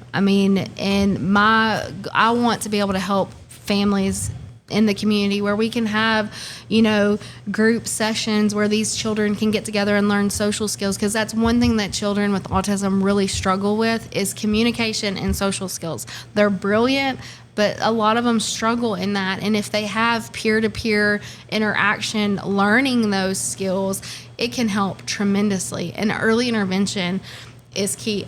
John Allen does 40 hours of therapy a week between at school, at home, plus going to speech, occupational, physical. I mean, we do all of that on top of him having a service dog that we're training to help his needs.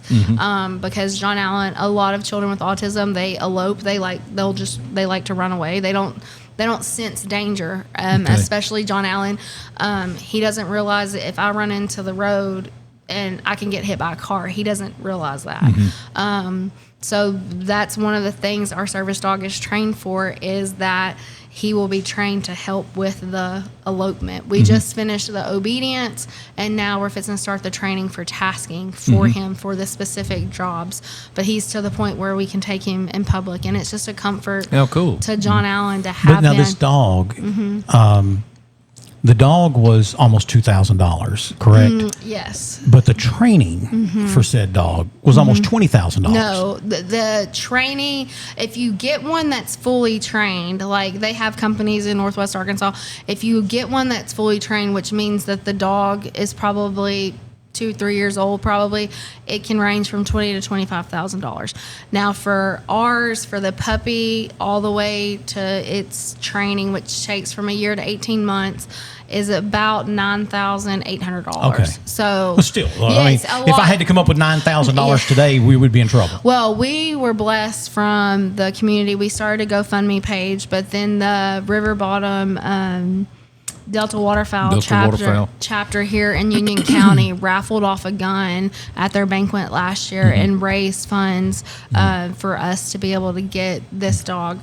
And Scott Fitzgerald told me about that. Yeah. I mean, it was really, it was amazing. And the thing with the, I tell people with the service dog is that our trainer went and picked the dog out of the litter. We didn't just go pick some random. They picked dogs. Yeah, we didn't just go pick a random puppy and like, oh, this puppy's cute. You know, they went, they screened the puppy. We did our research with the trainer out of Little Rock, and she comes to our home every 2 weeks, and then we go to group training anywhere from 2 to 3 times a month in Little Rock area, different places.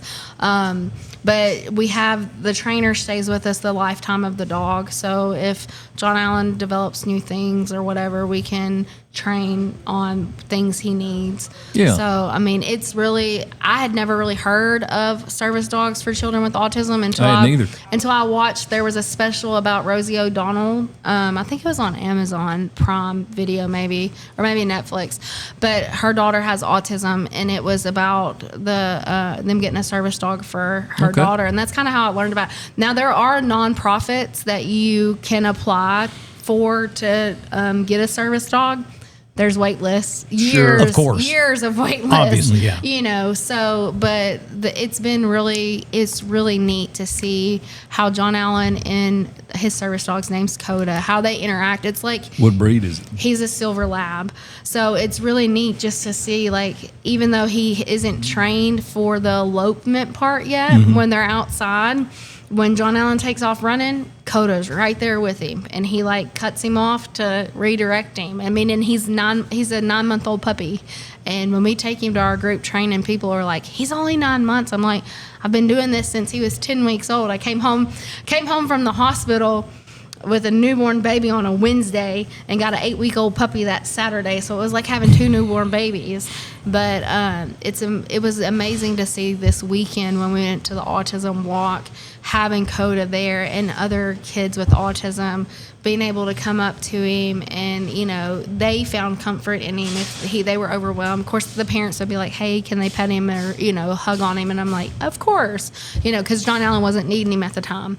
But I mean, it's been an amazing journey. At first, 6 months ago, 7 months ago, I was talking to a mom this morning, and I told her, I said, 7 months ago, I woke up and didn't know how I was going to make it on this journey any longer, because the days were that hard. And I have a friend that's experienced that with her child. That I was like, how am I going to make it through this day? I don't know what I'm doing. Things are getting worse. Like, when's it going to turn around? And then when we started certain therapies, that especially the ABA therapy, that's been the huge turnaround for us in our family. And when that started, it's like, now it's like, okay, I can breathe. Like, now I know. Have a plan. Yes, because like in ABA therapy, they have what they call BCBAs, which are board certified behavioral analysts, and then under them are called RBTs, or registered behavioral techs. So John Allen has a RBT that goes to preschool with him, and then one that goes in our home. But the BCBA is the one that oversees like your behavioral plans and all of that. And they're the ones, like, when you have questions, they're kind of like, they can tell you like why he possibly is doing this. Like, every behavior has a function, and I always have to tell myself, okay, is he mad? Is he trying to escape what I'm asking him to do? You know, I have to just kind of stop and analyze everything. Well, I love that you said in your letter that once y'all realized, you know, you didn't lower expectations, you raised the bar. And I think that's important because the people who are quote unquote on the spectrum that I know, they love to be challenged. They just don't want you to tell them how to do it. And that's what I've noticed. You know, they're going to accomplish the goal.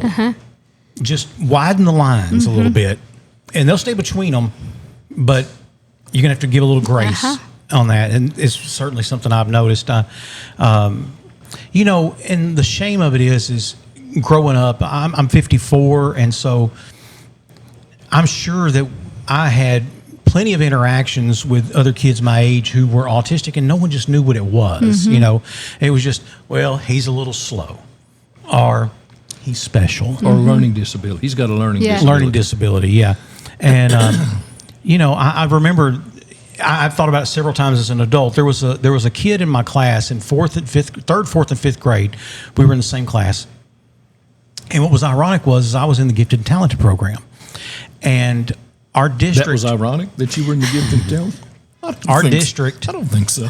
Had a great idea of, we're going to take these kids who are struggling behavioral, learning, maybe it was motor skills, and we're going to put them with the GT kids to see if that will raise the bar for them. And there were three. One was named Shannon, one was named Fitzgerald, and one was named Robert. Robert had the hardest time because Robert was trying harder than anyone. But when he couldn't accomplish a goal, he would act out. Mm-hmm. Shannon was behavioral. He was always that way. I went to junior high with him. But there was a kid named Fitzgerald, and he evidently had a form of pica. He had to eat the pencil. He had to eat crayons. He had to eat glue.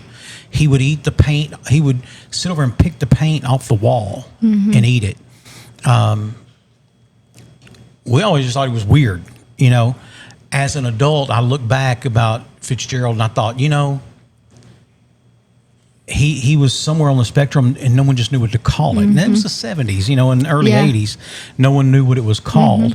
How differently could his life have been if someone had known, And I thought about how many times I used to have to see Fitzgerald's mom come to school. Yeah. Because he was in trouble a lot. He was never mean. He was, not like Shannon. Shannon was mean. But he was never mean, or he was just unruly. And it got to the point to where he's just being disruptive to this class of basically the brighter students, with the GT students. And God bless those teachers. They never once did I see a teacher throw her hands up and say, I can't teach you. I can't do this. I can't. But his mom was there a lot. And there were days I remember his mom would sit in class with us, and it never changed his behavior. He would still pick the paint off the wall and eat it, even though she would reach over and grab it out of his hand and throw it down. So he would just go to his desk and he would get a crayon out and he would just eat the crayon. And no one knew what to do. And unfortunately, and this is what concerns me, because again, I have a brother who is special needs, and when people don't understand someone, they consider them dangerous. Right. And there are tons and tons and tons of horror stories of people on the spectrum who are unable to communicate with authorities or in certain situations, and then all of a sudden they're in trouble with the law, or they're in trouble societal, and they will say things that are inappropriate. And all of a sudden they're branded and they're typecast, and it should be painfully clear to us as a society by now that there are different levels of autism. There are different abilities of functioning in what we call normal society, although there's not a whole lot about our society I think is normal. No. So that we should have a little more grace. Yes. We should have a little less judgment, and we should be able to learn from. I tell you, one of the most eye-opening experiences for me was working with a young man who had autism, and he wasn't extremely verbal. I remember when he turned 21, I had heard he was going to have a special dinner that night. So the next day after he turns 21, I said, Alex, did you have a special dinner last night? He said, yep. And I said, what'd you have? He said, steak. I said, was it good? Mm-hmm. I said, what else? He said, and a little bit of wine. I said, do you like wine? He said, I do. Yeah. Well, I know I always go back to, I came across, you're talking about in the 70s, not knowing, I came across, there's a lady. Her name is, and y'all may have heard about her. Her name's Temple Grandin. But she grew up in the 50s, and she got an autism diagnosis. And back then, their answer was to put them in an institution. And so she has a movie on Amazon Prime. And anyway, long story short, she ended up. What's her name again? Her name is Temple Grandin. And the movie on Amazon Prime, it's Temple. Her name? It's Temple Grandin. Is her Spell name? the last one. Brandon. Grandin. G. Yeah, Gradine, I believe. Okay. But she actually ended up, she came from a wealthy family, so she didn't get institutionalized, but went to like a special boarding school, and anyway, succeeded, ended up, graduated college, and she has her doctorate, but she ended up creating a more humane way to slaughter cattle. But her saying is always different. Children with autism are different, not less. Well, some of the things that we may attribute to, let me just ask questions out of my ignorance. A child turns the light on and off a whole bunch of times. OCD is a huge factor. My son right now, he had an obsession with opening and closing the doors. Don't know why. We don't know if he's trying to figure out how the mechanism works out, but the glass door, he will open, close What it. about a little boy that has a little Hot Wheels or something, and he has a whole bunch of them, and they have to be perfectly in line? Yes, that's very common. Then he gets frustrated and throws them. And that's what?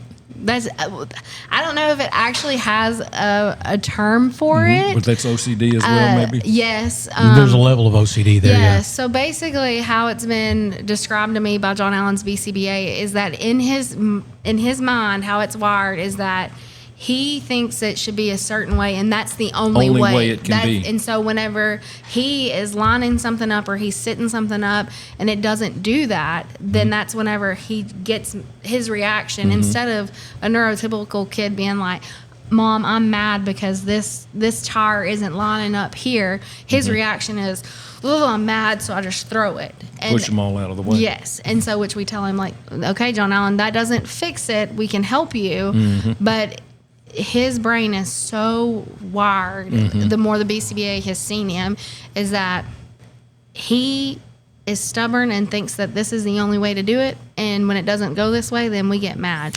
And part of the therapies we do is when he's lining his cars up. I know it sounds awful, but when he's lining his cars up, it's to intentionally mess them up. Because because in our society, it's not perfect. It's not perfect. He's going to go to school and his pencil may not go a certain way one day, and he has to learn to regulate that emotion. So that's things we work on, as we intentionally mess things up and to teach him. Let's just say a person gets through eating and they have a compulsion. They have to clean off the area in front of them. They wipe it all. No grains of salt, nothing, right? And then let's just say that they have a friend.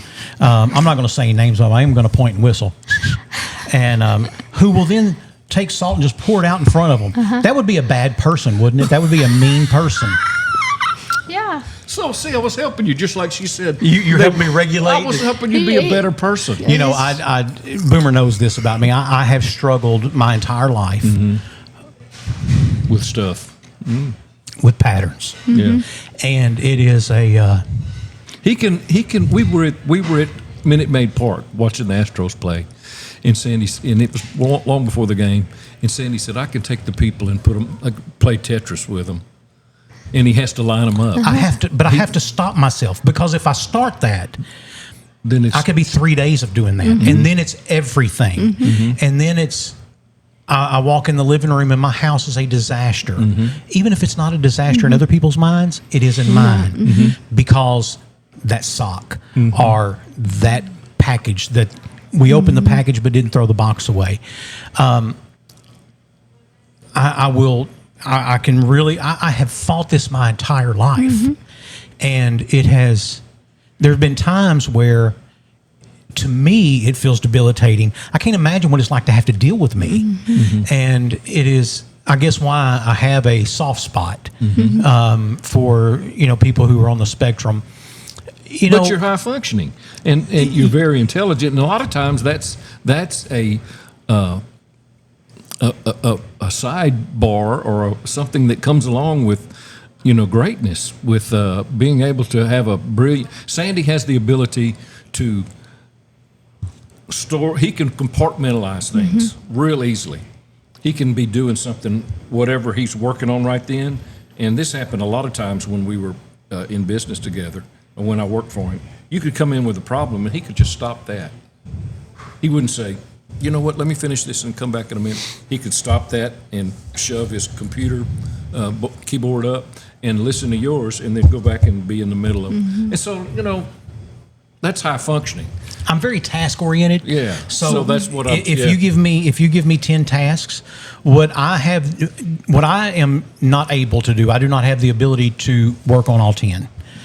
I can work on one, complete it, and move to number 2. Now, if number 7 needs to be solved, I can stop in the middle of number 2 and go solve number 7. But then I have to go back to number 2, and I have to finish it.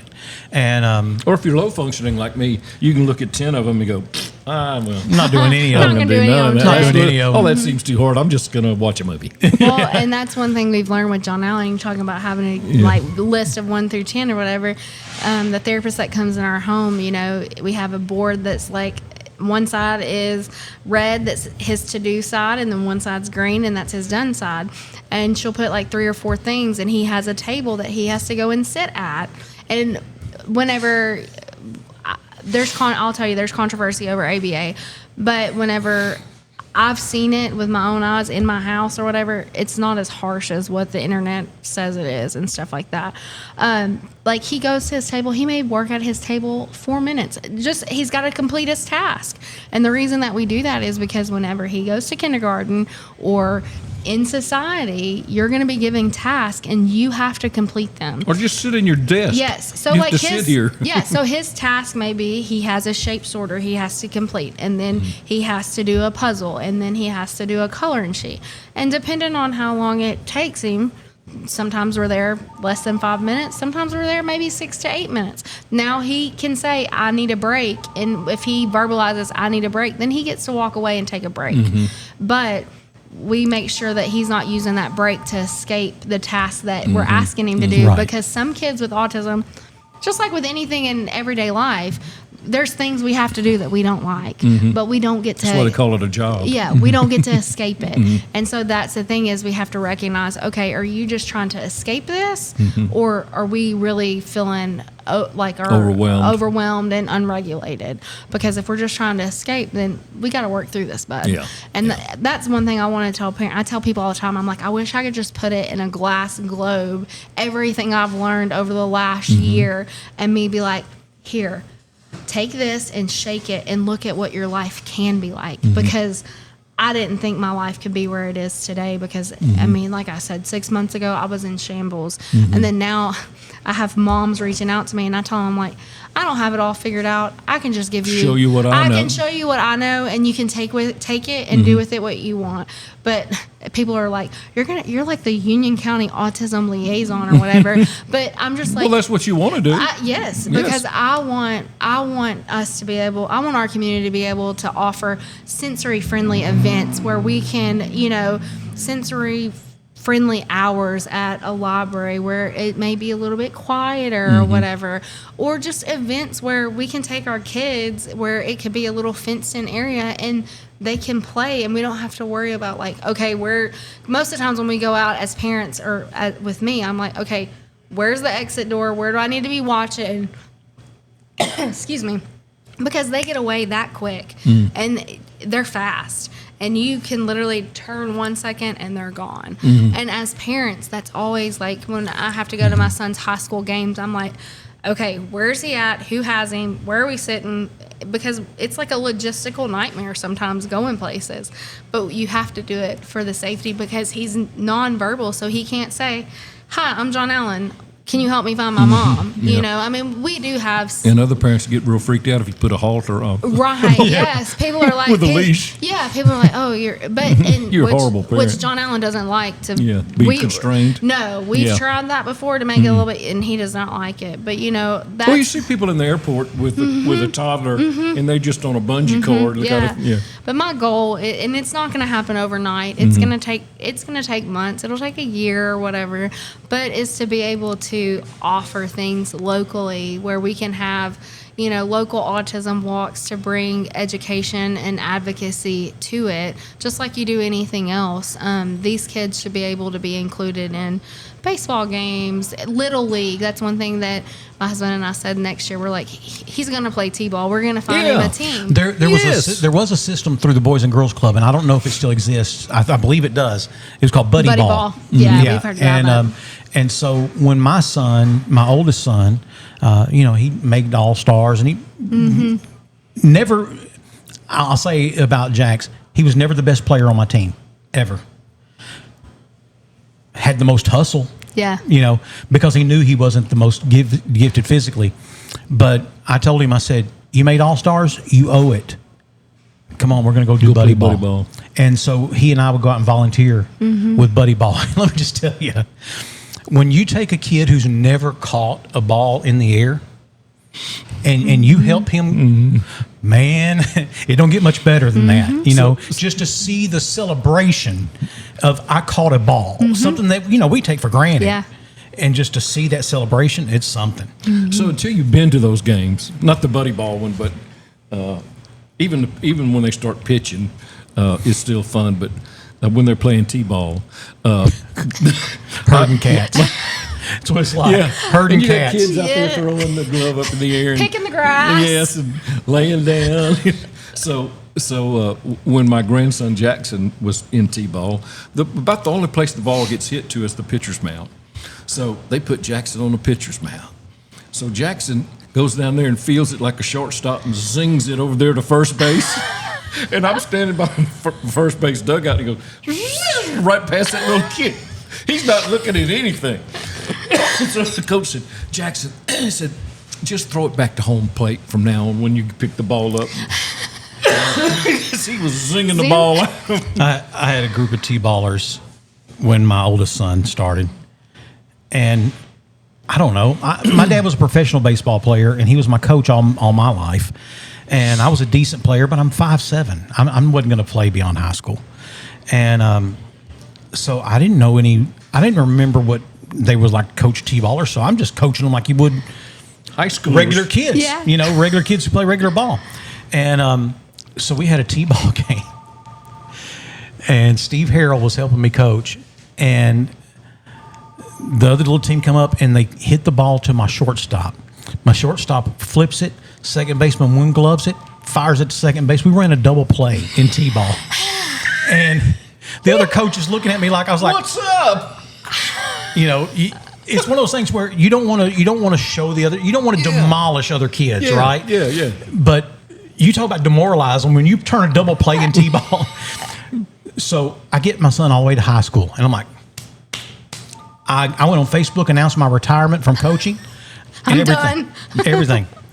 And that little big-eyed munchkin, who was 5 at the time, says, Daddy, I want to play baseball. I said, softball? She said, baseball. So we go all the way back to T-ball. And again, when I say herding cats, it's exactly what it's like.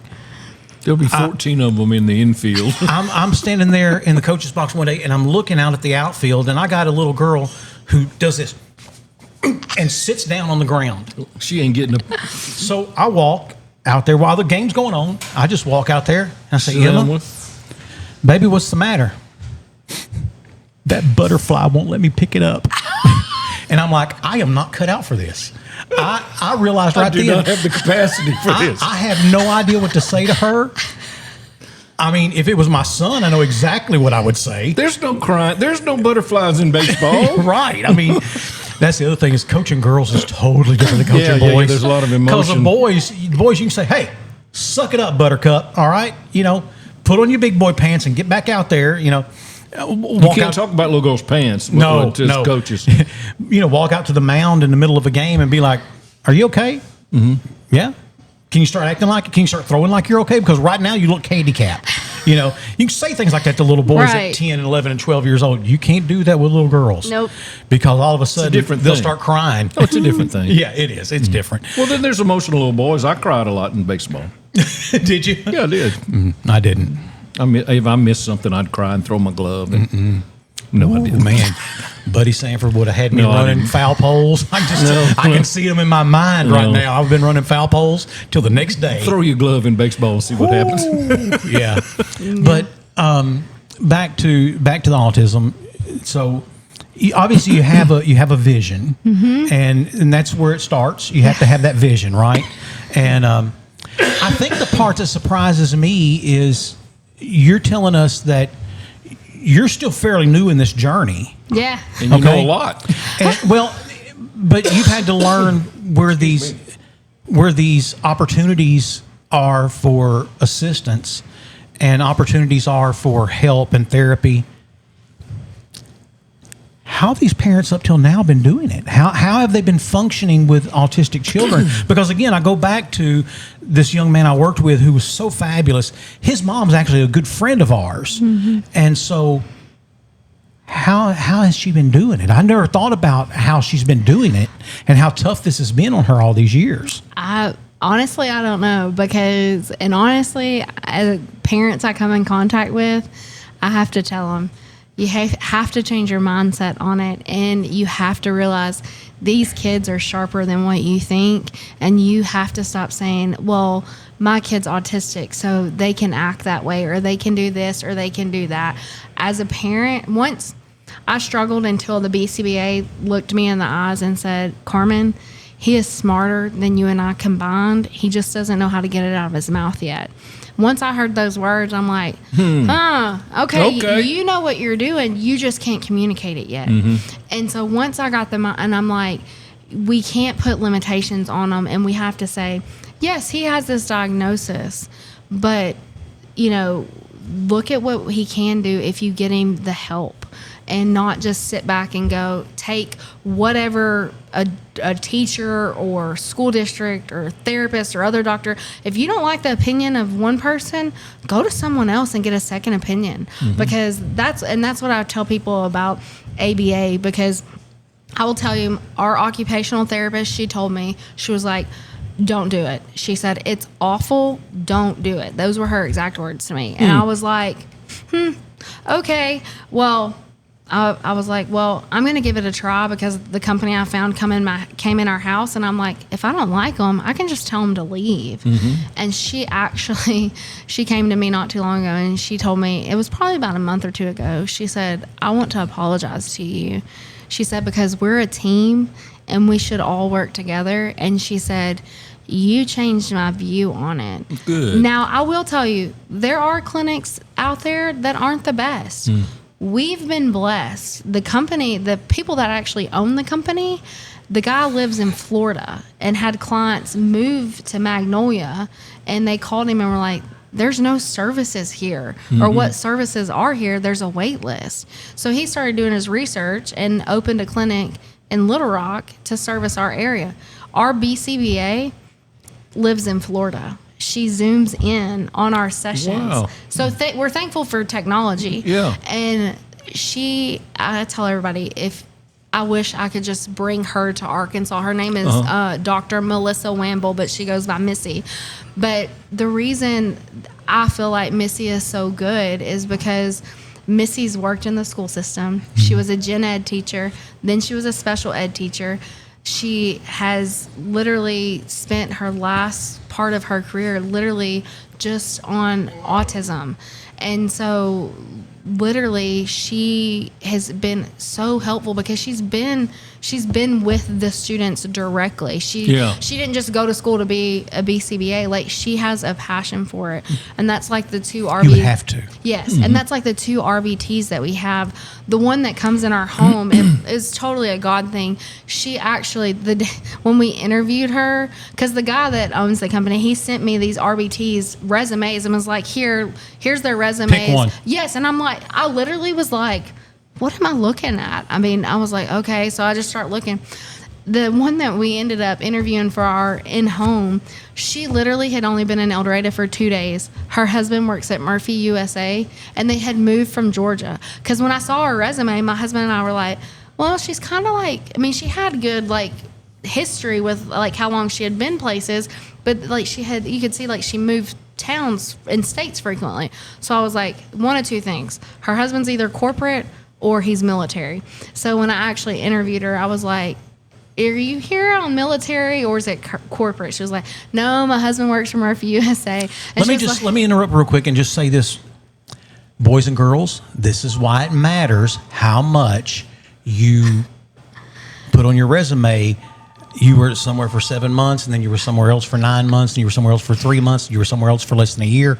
This is why it matters, because as an employer, if I get your resume and you've been at 18 places in 25 years, chances are it's not going to be with me. Yeah.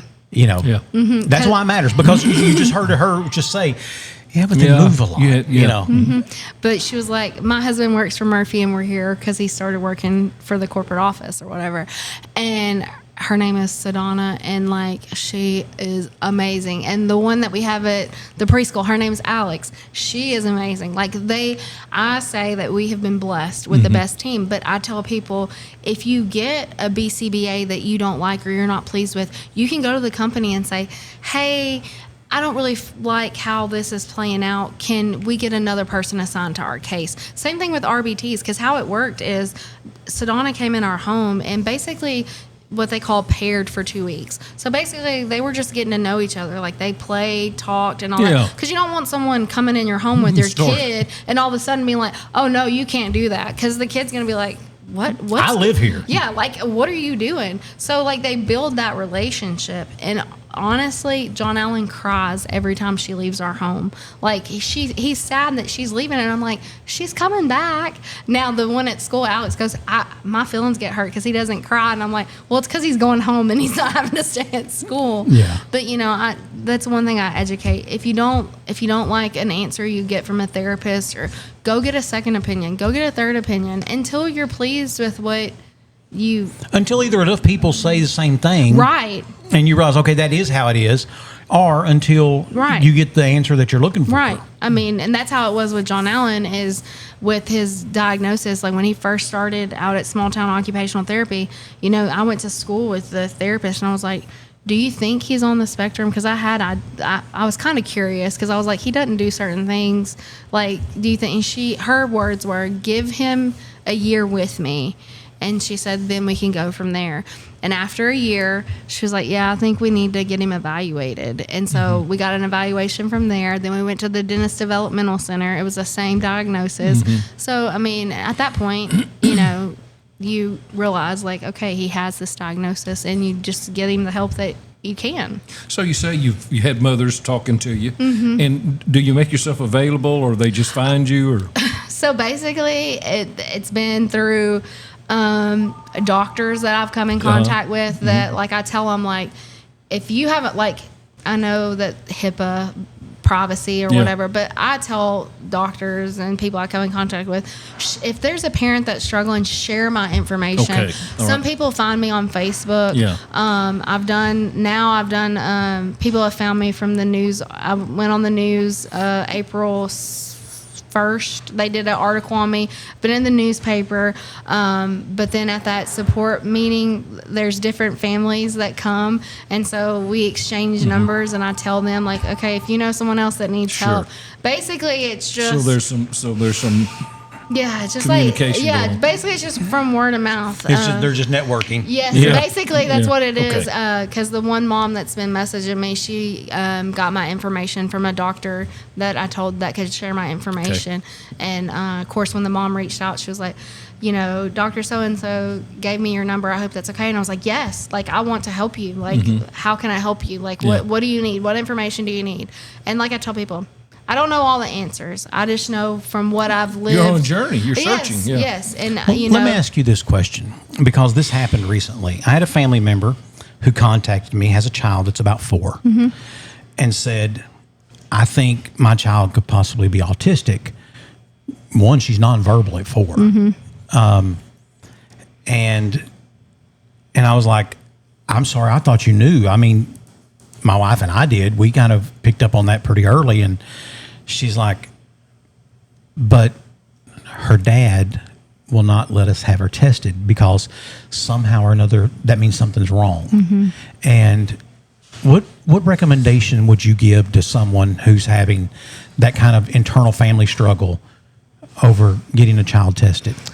I would highly, this is another parent has come to me with this same thing. I would highly suggest them sitting down and having the hard talk, the hard conversation, because with my husband and I, once we got the diagnosis, like his thing was, well, I don't like putting a label on him. I don't like putting that he's he's autistic. I don't like putting that label on him. And I told him, I said, we're not putting a label on him. It's just a diagnosis, and we're getting him the tools that he needs. And we're helping filter how people see him. Yes. And I said, also, we feel so isolated as a family. Imagine what other families are feeling like. And once I sat down and had that conversation with him, he was like, you know, you're right. It's not a negative, because we can use this platform to help other people in our communities. Early intervention is key. The earlier that you can get a child diagnosed, and the earlier you start the speech therapy, the occupational therapy, the earlier you do all of that, the more successful the child is, because their brains are, the earlier you start it, their brains are still developing, and so their neural pathways are still where they can absorb the stuff, and you're basically just reteaching certain things. And so I would highly recommend, even if you have the slightest, because I had a pediatrician once tell me, well, the reason he's not talking is because he has an older sibling, and you know what he wants, so you just give it to him. Well, that was kind of true, but then as he got older, like if he needed something, he would take our hand and take us to what he needed, which is a lot of autistic children do that. They take your hand and take you where they need it. But I know it's a hard conversation to have, but I would say sit down, have the hard talk, because in the end, the only person that you're hurting is the child. Yeah, exactly. You are making it harder on the child, because as the longer you wait, the longer it's going to take to get the therapies, because you may have a wait list for therapies. You know. So how old is John Allen now? John Allen's 4. Okay. So we started therapy when he was 2, but he got his diagnosis at 3. Okay. So he's been doing therapy for 2 years. 2 years now. But the last 6 months is whenever we've really started the intensive therapy, and we're up to 40 hours of therapy a week. Well, that's great. So that is wonderful. I mean, it's a full-time job. Well, sure it is. You've got just the way you talk, I can tell it's a full-time job. It's a full-time job. I'm surprised we weren't already Facebook friends, but I just sent you a Facebook friend request so I can tag you in some of this. And but if someone wanted to reach out to you, I can't imagine. My heart breaks at the thought of how alone you had to feel. Not to mention the whole, did I do this? You know, we were talking about it last week. I said, you know, Forrest Gump, which is one of the best movies ever made, it's all good and fine until he finds out he has a son. And he says, is he smart or is he like me? And it's the first time you realize in the movie, Forrest knows he's not like everyone else. But he's just ignored it. He never accepted it. He never accepted that, you know. Or he accepted it, but just never let it have him. Yeah, but then now it's more important, because he's like, did I pass this on? Right. I can't imagine how alone you felt when y'all got that diagnosis. You had a suspicion, otherwise you would have never sought the diagnosis, but I just can't imagine how alone you felt. So if people wanted to reach out to you, just via Facebook is probably the best way. You can find me on Facebook under Carmen Duran-Smith, or, I mean, I will gladly put my personal phone number out there for parents to reach me. Let's start with Facebook, just because But yes, you can find me on Facebook. Send me a message on there, and I will help anybody with the resources that I have found. We came across the Arkansas Autism Foundation that I'm guessing they are based out of Little Rock, because their events are in Little Rock, but they put on that autism walk. But I found out they're doing an autism night at the Arkansas Travelers game in May. So, I mean, it's nice finding foundations where you can, you know, because I have a 14-year-old. He wants to be able to do regular stuff, but sometimes it's difficult with his younger brother. So obviously one of the things we've talked about a lot, and that is sensory overload, and which is very, very common among children with autism. But I just think about it in my house. Now, again, 6 kids. Yeah. Thankfully, they don't all live at home. Or I wish they could. I wish they all could, and I had a house big enough for that. But there are times where I'm just like, hey, everybody, stop. I can't. I just can't. Yeah. Okay? Y'all go in another room, or I'll go in another room, but I just can't. Yeah.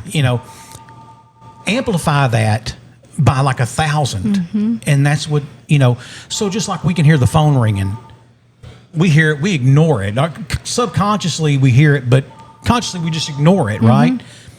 Kids with autism can't. Right. And so when you say an Arkansas Travelers game, baseball games are loud and they're raucous. But that doesn't mean that those kids shouldn't have the opportunity to go experience live baseball. Of course, I'm a baseball guy, so live baseball is like one of the greatest things, right up next to salvation as far as I'm concerned. And but just know that it will be challenging for a lot of parents. It will be challenging for a lot of families because of that. But like you said, you have a 14-year-old. He deserves to be able to go to a Travelers game as well. And he deserves to be able to participate and go to these things. And I think that to me is probably, when I was a kid, one of the things would be, can I go take your brother with you? Well, now we're going to go climb trees and jump off stuff that's way too high and, jump in water that's questionable. And I can't take my brother. I couldn't take my brother to do that, So it'd be like, well, never mind. Yeah. And so there was a lot of things that as a kid, I just felt like, well, my buddies all got to go do that kind of stuff. I didn't, because the answer was, but take your brother with you. That's one thing I try to make sure that I'll always, with the oldest, like he's at the age where he wants to go to the junior high baseball games and all that, see his friends. I try and strive to make sure that, even though as a parent, like I don't always go because he is old enough to go with his friends because there's other parents there, I strive to make sure that he's not missing out on things. And he's realized that, like, we can plan stuff, but we just have to make accommodations for John Allen, whether that means us hiring a babysitter or having a family member watching him. That way he still gets to have the full experience of life. But talking about sensory overload, one thing that John Allen has learned now as he's gotten older through his therapies and stuff, when we have friends over at our house and stuff, we had a crawfish bowl for my birthday not too long ago, and my dad get that call. my dad and then we're over there, and he looked up and he was like, "Where's John Allen?" And I was like, "He's in my bedroom." And he was like, "Your bedroom?" I was like, "Yeah, it's too loud for him, so he's in the bedroom." And that's one thing, John Allen, if it's too much for him, we're used to, he would throw a tantrum. Now he just excuses himself. He doesn't say anything to us. He just excuses himself. And I can always hear my bedroom door shut, and I'm like, okay, he's overloaded, so it's fine. And that's okay for children with autism to do that. My friend, he wears earplugs. Yeah. He'll wear earplugs a lot. And I get it because, it's just, he has a job, and that where he works is loud, and there's no way to make it not loud. Right. So he wears his earplugs and functions great. Let me tell you here's what I love about this young man, for example. You never have to tell him when to clock in. He knows he clocks in at 8. You never have to tell him how long his break is. He knows how long his break is. And it doesn't matter if everyone else got there early and they're staying late beyond their break. He's going to take his break the way he's supposed to. His lunch is from 12 to 1. You're not going to see him still at lunch at 1:02, 1:05. You're not going to see him go to lunch at 11:50, 12 to 1. And he knows he clocks out at 3 o'clock. And he's not going to be there at 3:07. He's going to clock out at 3. And, you want to take some of them other guys and say, hey, pay attention, pay attention here. Real quick, because we need to take a break. What else do we need to cover as far as, autism is, April is Autism Awareness Month. And dummy me, I had meant to wear my blue because, wearing blue is the sign of recognizing Autism Awareness Month. And then I wore my blue. I have a blue shirt just like this one. I wore it yesterday. And so I'm like, So today I was like, oh, idiot, So, but what else do we need to know? Just if you're in the community and you're out and about and you see a child that in your eyes may be misbehaving, just take a step back and stop and pause, because they may be having sensory overload. It may be too loud for them. They may be on the autism spectrum. So they may just be a bad child who needs their ass whipped. Yes, that happens too. That does happen too. But there's another lens to look through. Yes, look through another lens and realize that when you're looking and staring, it makes the situation worse than just or scoffing. Yes, giving it that. Yeah, that certainly doesn't help. And Boomer knows this story. Years ago, I was at my doctor's office for a doctor's appointment, and I've been going every month to see my doctor for like 16 years now. And there was a young black kid who had a terrible cough, terrible, and he would cough and he would afterward, because it obviously hurt. And there's this lady sitting there, and she's reading a newspaper. That's how long ago this was. There was actually newspapers. She's reading a newspaper, and every time he coughed, she'd pop that paper. Like in disgust. Yeah. And about the third time she did that, I don't know if it's because I grew up on a red dirt road in East Texas or what. I walk over to her and I said, as annoyed as you are, can you imagine what that feels like to him? And she was like, I didn't say anything to you, so you don't have to say anything to me. I'm saying something to you.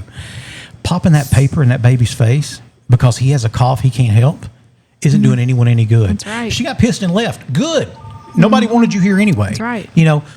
There's another lens, and I'm sure I've not always been as gracious as I was hoping she would be. But again, there are real people going through real struggles. And again, I cannot imagine the loneliness that you felt. And then to find out, there's stuff out there, but nobody knows about it. Nobody can tell you how to get to it. Nobody can tell you how to access it. No one tells you that, there's this and this, but by the way, you're going to wait for 18 months for that. My heart breaks for you that you went through that. And I'll be real honest with you. There are certain podcasts that I look forward to because I know this kid, Rex Nelson. We had Rex Nelson here. I've been looking forward to that for months, if not right at a year, because Rex is just so fabulous and great. And then there's podcasts where I'm like, we'll make the best of it. Now, I didn't think today would be the one we'd make the best of, but I have to tell you, I am overwhelmingly pleasantly surprised at how informative you've been. Yeah. Just, a lot of people, and we get reached out to a lot. You can imagine. Can we come on and talk about this? And I'm like, that doesn't seem like it's going to fit the wheelhouse of our demographic. Mainly, evidently, old white people and a handful of young people are who watches us. And people who write to us thinking we're Dear Abby. Yeah, we have a bunch of those. I still have dozens of those. We did like 8 of them last week, and I've still got probably 70 more, and it just blows me away. But how informative, you've been, and basically, seriously, you're still new to this. Yeah. My 10-year-old, when she was 7, she looked at us one day. We were all at the dinner table, and she said, "Hey, if we ever end up on the Oregon Trail, can y'all do me a favor and not eat me?" She said, "Because I'm basically new here." So if at 7 she feels like she's basically new here, you have a year and a half in, and you've come a long way. You've learned a lot, and you're sharing that information. So thank you. God bless you. Thank you. Thank y'all for allowing me to come on. And I will tell you this: you have a standing and open invitation. Anytime, especially if you get this nonprofit off the ground. Yeah. Anytime, anything you need, we will help you raise those funds. Okay. Now, between Boomer and I, we don't have 10 cents between us. Now our wives carry all our money. Yeah. But no, we will do whatever is humanly possible to help y'all. And I say that not lightheartedly. I don't say that because I realize then people say, well, why can't you help me? I'll tell you why. Because you haven't come here with an actionable plan. You haven't come here with real life experience. You haven't come, you've come here and said, we want to have a walk. Okay, have a walk. Let's be real honest. A walk is good, but that is a baby step. That is, you raise awareness, then what? Exactly. Then what? The sense I get is you have a then what? You have a next step. And so we want to help you any way we possibly can. And I know that our viewing audience will do the same. One thing I can say about Boomer and I, we have always had the best audience. Never, ever, ever, one time ever. Can you ever think of a time they let us down? No, we've done a lot of fundraisers for different things. I can never, ever think of a time where our audience has ever said, no, I'm just not into that. We did Make a Smile Happen for a lot of years at Walmart, and just people would overwhelmingly. I had a guy just drive up one day to the broadcast and hand $1,000 to me. I said, and I knew him. I said, you want me to mention your business, sir? No. So I just wanted to I said, I heard y'all, I want to give you money. Or come with a whole trailer and truckloads of bicycles and brand new toys and dolls. We used to kind of laugh a little bit because, with Make a Smile Happen, for example, you would have kids who, they would put their Christmas wish list together. Right. And some of them, Xbox, computer, laptop, iPhone, stuff that generally probably isn't going to get purchased. But then you read there, and I remember reading one time, and it was like a pair of underwear no one has ever worn. And you're like, wow. Or something from my little sister, Yes. Yeah, that's a big one. Yeah. I don't want any dolls, but could you get one for my sister? My little sister. We had a young man come to us. We'd been doing MASH 4 or 5 years at that point. Young guy, early 20s. He and his wife and a brand new baby come walking up to us, and he has a little bitty Walmart sack, and it has a little toy in it, and he hands it to us, said, thank you, and his wife was like, tell them. And he's like, no. And she's like, you have to tell them. And so I convinced him to tell us his story. He was 16, 17 when they were taken away from their dad because their dad was doing things to them that no adult should do to a child. And he said, I was at that place in life where I was going to click one way or the other. Either everyone was a POS, everyone's a piece of crap, or I'm going to be better than this. And he said, I'm afraid to admit I was leaning the other way. He said, they come and took us, and it was just a few days before Christmas. And my little brother says, I wonder if Santa's going to be able to find us at this other house. And he said, I told him no, but he won't find us here. He said, the Casa lady shows up and brings us all these toys that your audience got for us. And it proved to me that there are good people. And I'm sorry, he's emotional. He said, I now have a wife and a child of my own. And he said, we don't have a lot, but we wanted to come give something. And all of a sudden you realize, you realize that what you're doing. It's a full circle story. Yeah. You realize that what you're doing is making a difference, and it's touching people in a way. Yeah, it feels good to go give at a little drive-through and drop off, or to round up, for this organization or that organization, or to throw your spare change in a jar on the counter. That's all great, and every bit of that counts. But when you get those stories of the guy who's like, look, here's what was really happening in my life, and here's how what y'all did changed it, then all of a sudden you realize, oh, okay, this does make a difference. This does make a big difference. Well, and that's what I hope when John Allen's older, John Allen can come back and say, Look at what Mom did. Not that I want to take the credit for it, but look at what advocacy for autism and getting the help, what it brought about, and look at me now. And that is the ultimate goal, is to bring advocacy to autism and to help people directly in our community. And I want him, whenever he gets older, to look back and say, look at what we did. Look at this foundation, and look at how many families we're helping. And that's great. That's my goal.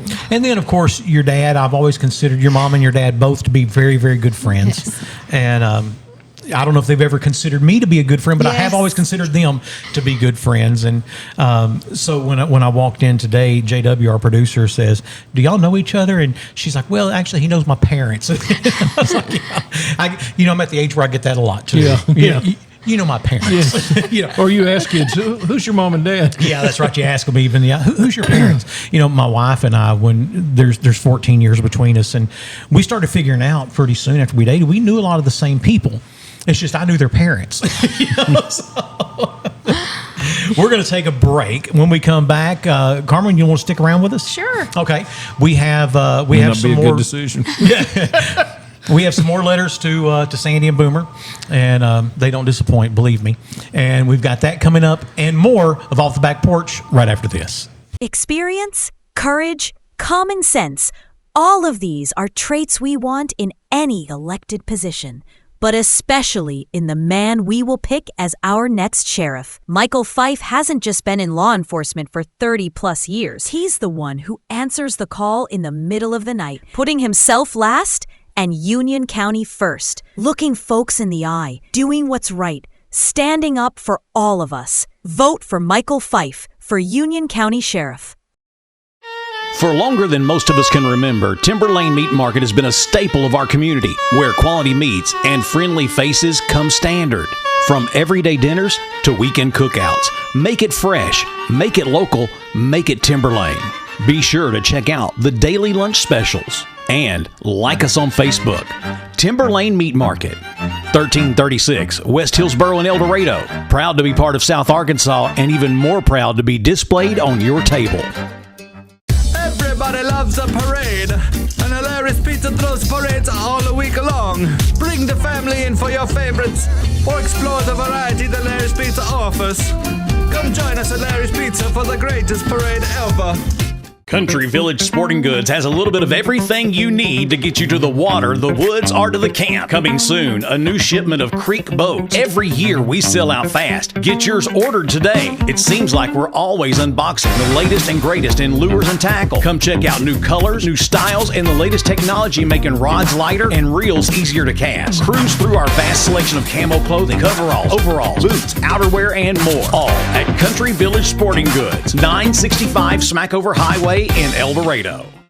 Hey, welcome back for more of Off the Back Porch with Sandy and Boomer and our special guest, Carmen Duran-Smith. And Carmen, again, I just can't tell you how informative all of what you've been sharing with us has been. Absolutely. Absolutely has been. So we get letters, and some of them we can't actually even read, even though we're not regulated by anything. We could say all the bad words we wanted to if we wanted to, but some of them we just don't read because it's like, that's not who we are, But that doesn't stop people from still sending us some stuff.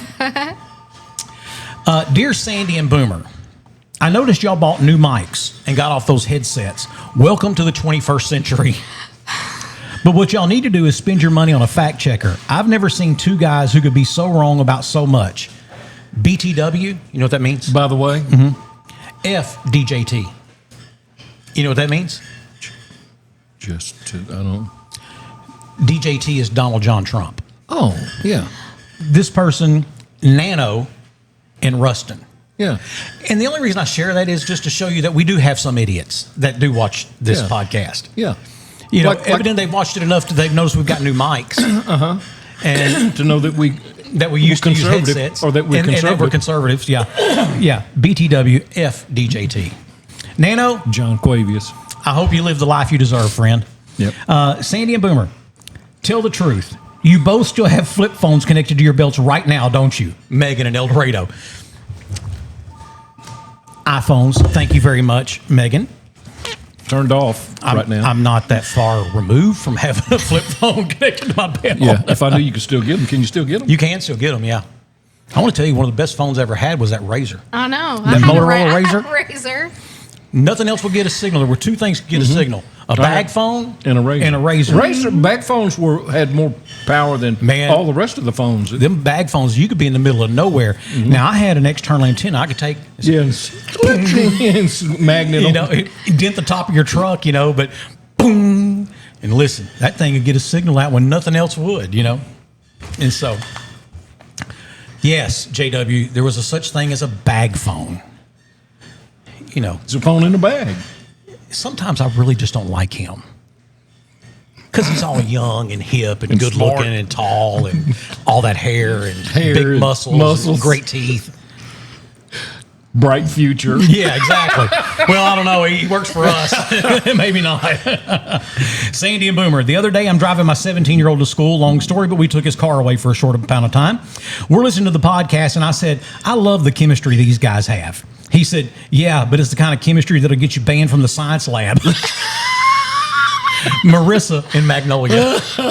Well, Marissa, your 17-year-old, he's right. He is right. Yeah. Yep. They made a show about the chemistry we have called Breaking Bad.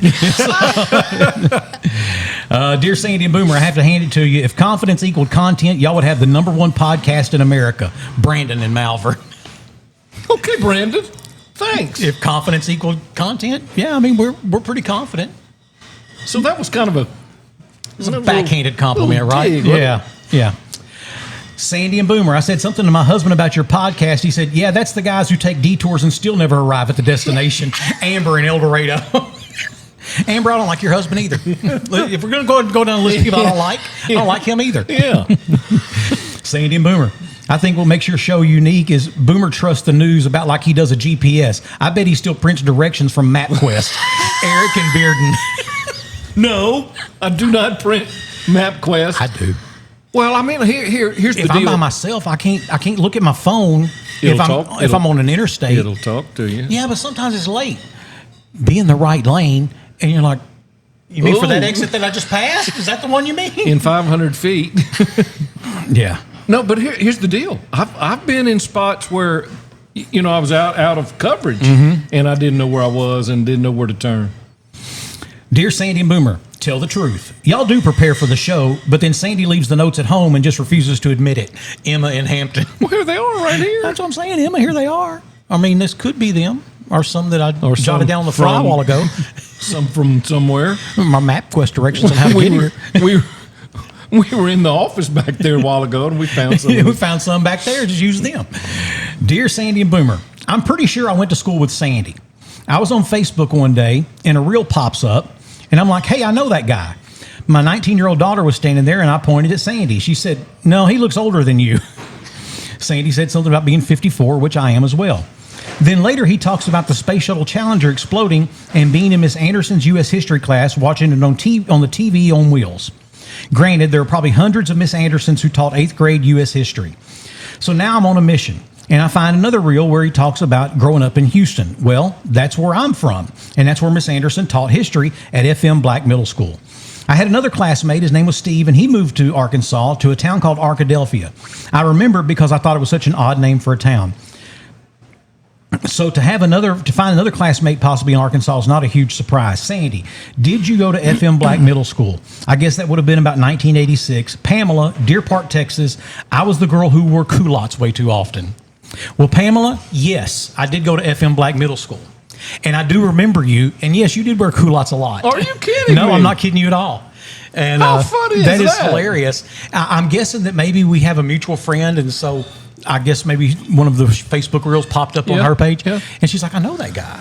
And, But son says, he looks a lot older than you. Yeah, Mom. but her daughter says, oh, no, he's too old. He's way older than you. No, we're the same age. So, and it's from a person who comes from a state that has a name of a town called Cut and Shoot. Yes. And is making fun of Arkadelphia. She didn't make fun of it. She said it's odd. It's an odd. Yeah. Okay. Well, listen, Texas is full of odd ones. Well, sure. Pronounce this town for me. Refugio. Refugio. You would think. Yeah. Refugio. Okay. Grene. Gene. Green. Well, Green Hall and the famous honky tonk and I mean, so yeah, Texas is full of them too. And I think that's kind of one of those things that most Texans they think is endearing. Like for example, the county that Waco is in, Bexar. I don't know that. Bear.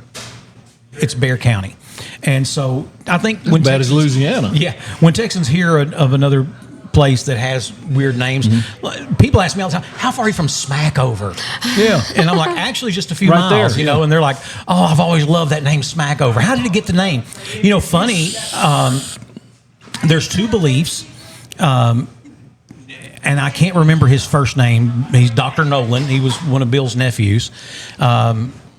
He was doing something with the University of Arkansas, and he came and gave a speech here, and I went and watched it. And someone asked him, "Hey, where did the name Smackover come from?" And he said they've narrowed it down to two things. The French, who originally settled the area, it was sumac couvert. Sumac couvert. Yeah. Covered in sumac. And then there was another thought that they's like, well, where are we gonna build? Where are we gonna settle? And the dad said, just jump smack over that creek right there, and that's where we're going to start. Okay. And that's how the French one is the one I'd heard. I never heard that one. That one seems to be a little more believable. Yeah. Sumac couvert.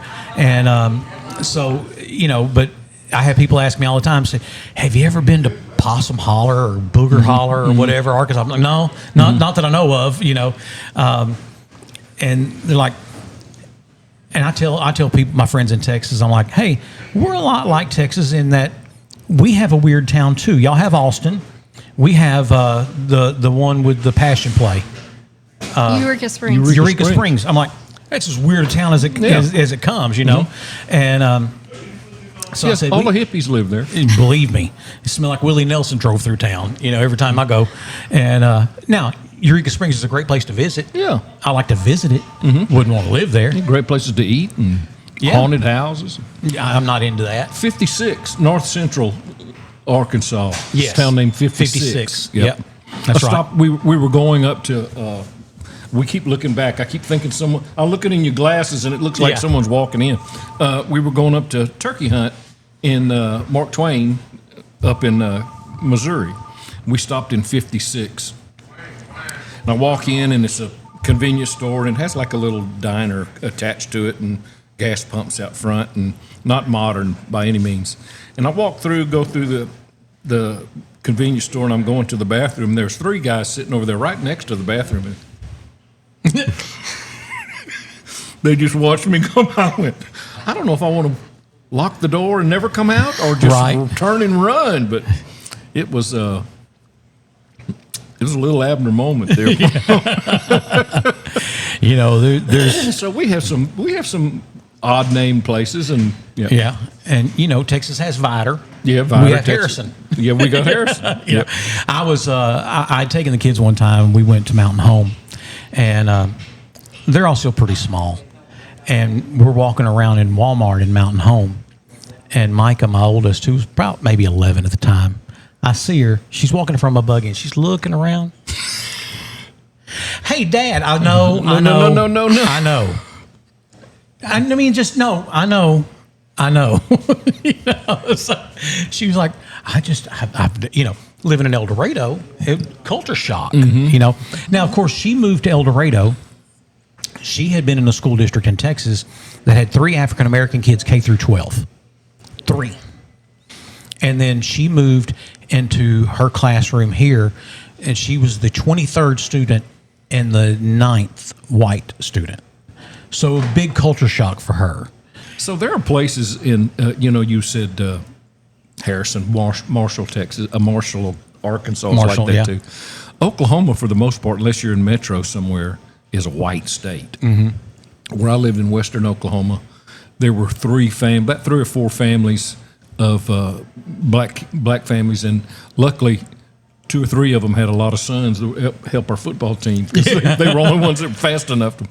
But so. Oh, and I'm being stereotypical. Yeah, well, sure. That's just the truth. Okay. So, guy I worked with had a young son, and so they had gone to Oklahoma City to the mall, and just like dads do with little boys, mama's shopping, and we're sitting out in the middle of the mall, and so Jay is walking around looking at everything, and Wes is sitting there, and Jay looks at the others. They'd have plants with seats all the way around. Remember those?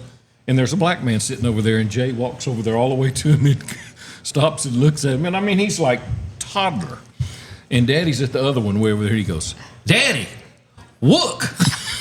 It's like he had never seen a black person before. He's like, so it's all what you grow up with. Yeah. I grew up in the neighborhood too, where now there weren't a lot of Hispanics in South Louisiana at that time. They were all in New Orleans. Yeah. But there's a lot of blacks in Morgan City, and so anyway, it's what you grow up with. It's what you grow up with. Yeah. I mean, I think the biggest thing, Daddy wanted to live on the north side of Houston because that's where he grew up, and I loved where I grew up on the north side. Now, the junior high I went to had metal detectors. But I don't ever remember there being any problems. I don't ever remember there being any racial problems. Now, when I left Houston and we moved up to East Texas, it was different. Well, that's and it's a different mindset. Yeah. And I'd say all the time, I am from Center, Texas. I love being from there. I'm very proud to be from Shelby County, Texas. Kuntz, Silby, but it's a great place to be from. I just don't know that I could ever live back there. I warned my wife the first time I was taking her down there. I said, look, there are some parts of East Texas that it's still 1952. Okay. And she's like, what do you mean? I said, well, don't be surprised if we're in a store and we hear the N word with a hard R at the end. And she's like, oh, okay. And, sure enough, we weren't in town long. And I was like, there it was. And she's like, you forget I grew up in Keithville, so she's from Keithville, Louisiana. So she's like, I've heard it before, So I'm walking in the donut shop years ago. I saw a man I knew and stopped and talked to him, and he had another gentleman with him. And he said, Troy here leads the singing over at Emmanuel Baptist Church. I said, okay. I said, where do you go? He said, Westside Baptist. And I said, oh, okay. He said, you know that black church out on the highway? That black church out on the highway? On the bypass out there. Okay. The big one? Right next to the sporting good place. Right next to, gosh mighty, my brain's blank. Anyway, he said, next to Country Village. Country Village, yes. He said, Douglas Chapel. Douglas Chapel. He said, they invited them to come in our church and have a service with us Sunday night. I said, well, good. He goes, and they came. Like, how dare them? We invited them. And they came. I said, and I leaned over. I said, brother, they're going to be in heaven with us, right? He goes, not in my heaven, they're not. Don't worry, you're not going. He said, they got their heaven right here on earth. And, there's black people standing in there.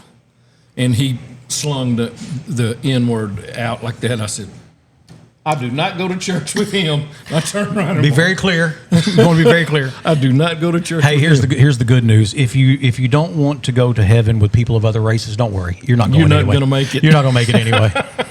You're not going.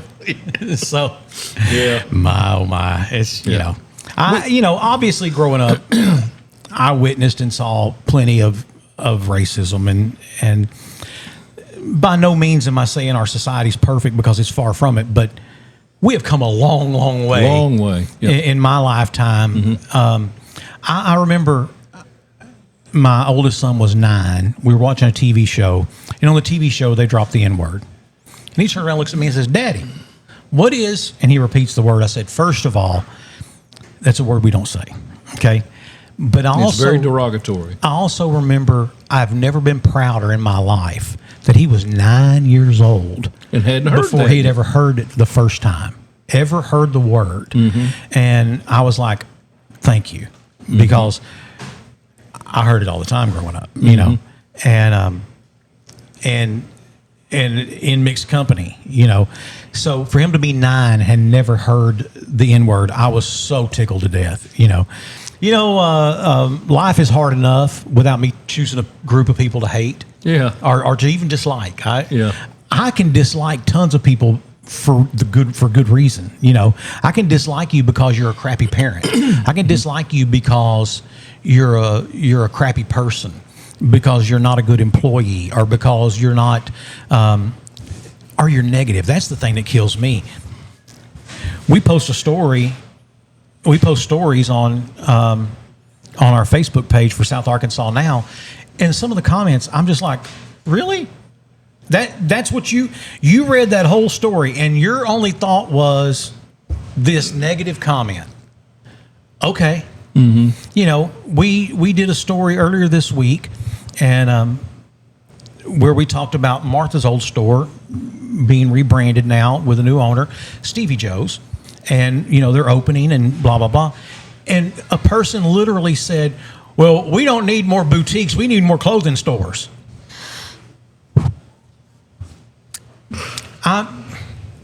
Did you not read the story, or did you just choose to take excerpts from it? I mean, what is it? What did you read that's your comment? I guess I was just raised by a better parent. Daddy raised me my entire life, and I don't feel the need to go into your Facebook post and post anything I disagree with you about. Yeah. I just move on. Or the ones that have a totally different take on an issue than I do, and said, well, if you don't like that, well, of course I don't like it, but I'm not going to say anything to you. I'm not going to be baited into. No.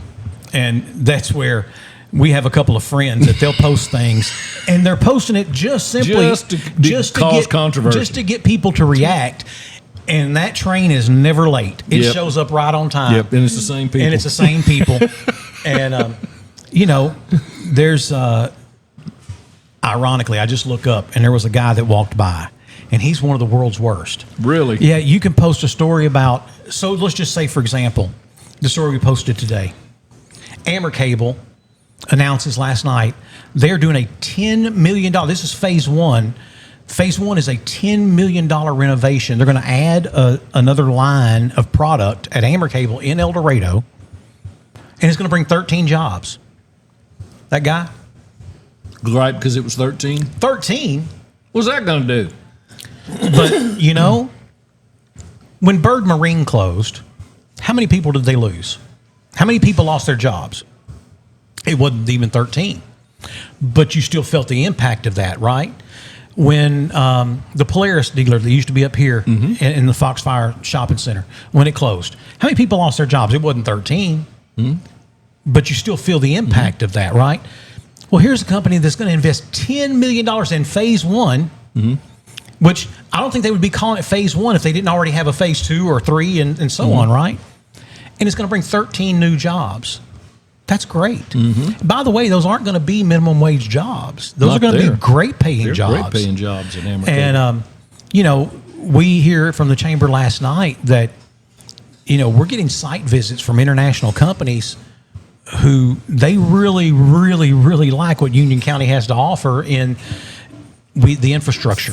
Yeah. So all these people who would bitch and moan and gripe and complain years ago when we were, when we passed the Sparta Aquifer, and like, well, what good is that going to do? And we were able to run water lines out to this area out on 335 where there was nothing. Oh, guess what's there now? 100 homes and a world championship golf course. Why? Because they could get water. Our companies that are now over here saying, well, I like this site. It's got rail right there. It's got 4-lane access. It's got main water supply. Yep. Those are the things you have to be doing ahead of time. You can't because the Sparta Aquifer was being depleted rapidly. Yes. And we started taking water from the Washita River and was able to, hey, the power plant's there because they did that too, and gas generated. And so, but here's, I didn't mean to interrupt, but if I don't say it when I think it, I'll lose it.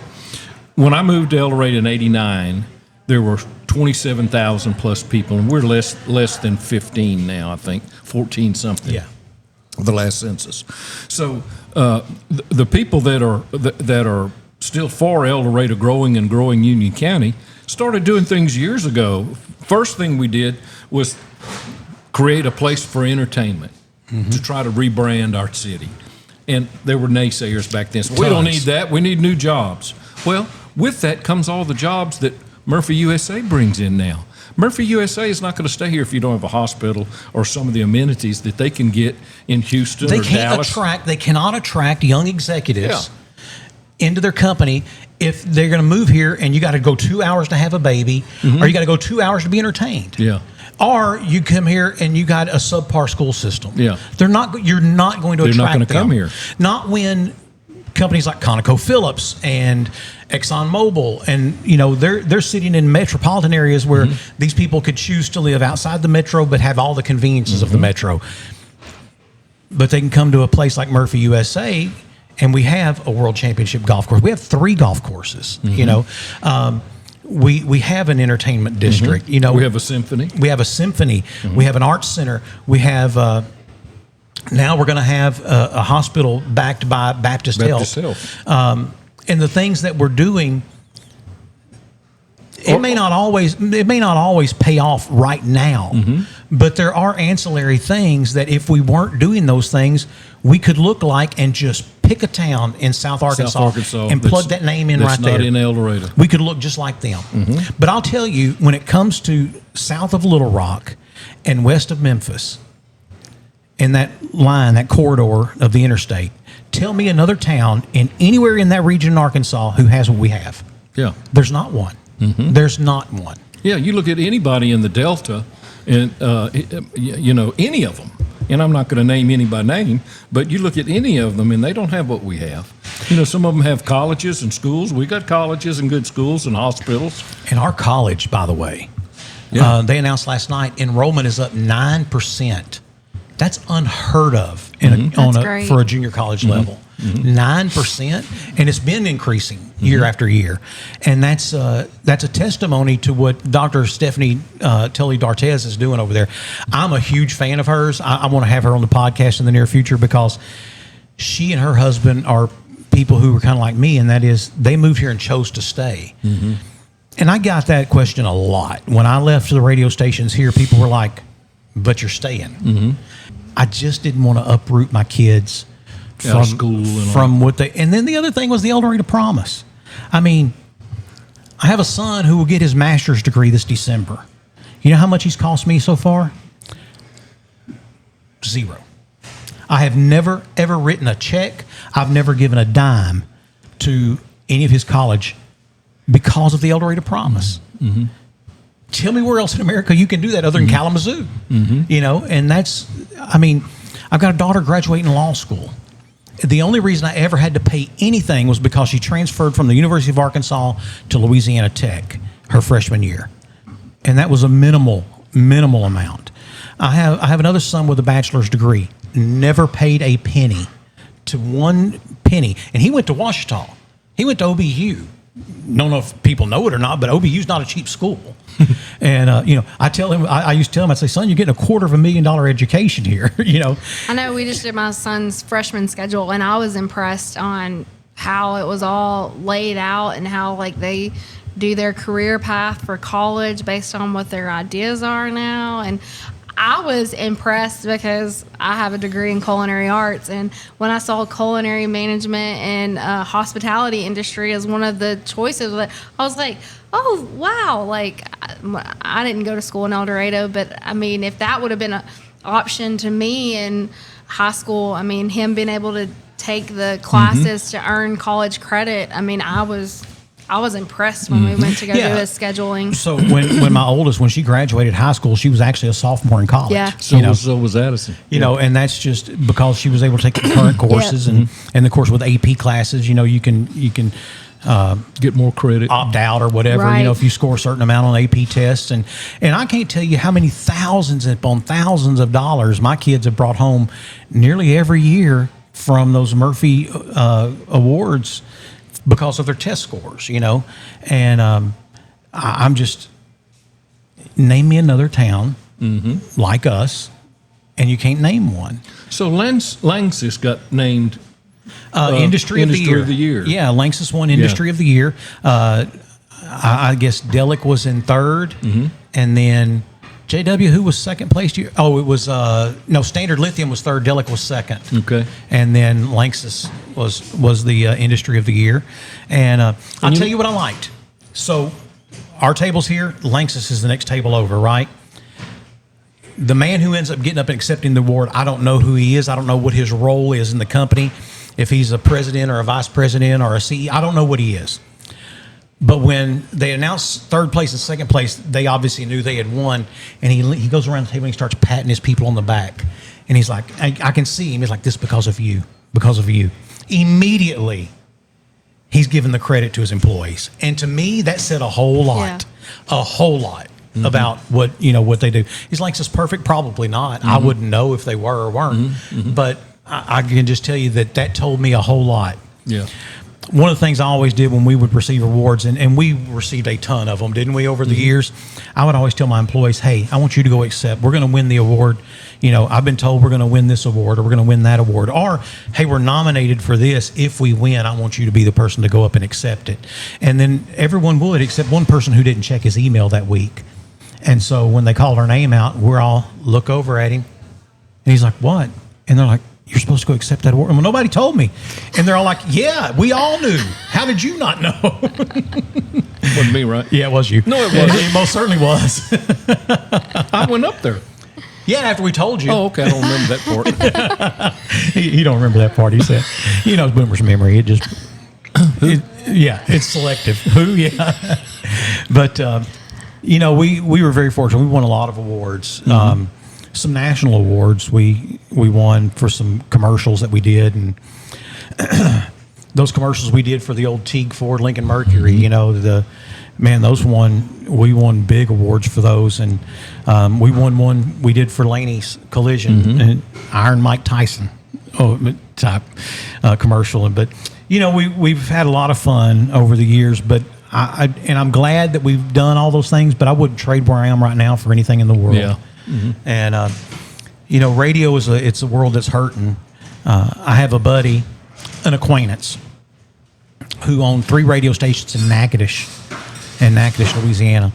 We actually tried to buy those stations back in like 2008 or 9, and they were asking $1.2 million. We were settled at about $800,000. We negotiated about like $950, and just couldn't pull the trigger. Just couldn't make it happen. Those stations were, like I said, in 2009, 17 years ago, I guess, that they believe we're worth 1.2. We believe we're worth basically right at $1 million. He turned in the licenses and shut them off. It was costing him more to keep them operating than they could generate in revenue. What do you attribute that to? That there's so many different options that people can listen to? Well, I think a lot of what's happened is local radio doesn't exist. In a lot of places. Yes. I think that you have the opportunity, and I'm not casting stones at anyone locally, but let me just say this. We had a process and a plan in place. If a tornado siren went off, we knew where to go, what to do, where to be. We were on the air. We were constantly updating people. They don't do that locally on radio anymore. We do that through South Arkansas now, but they don't do that anymore. There's a big portion of who they're missing. Yeah. They're not branding themselves as the people you can rely on, the people you can trust. And if it just comes to music, well, you got Spotify and Apple Music, and you've got you've got your own playlist. Yeah, right. and that's the whole thing is I don't have to listen to that song if I don't want to. I can just hit next.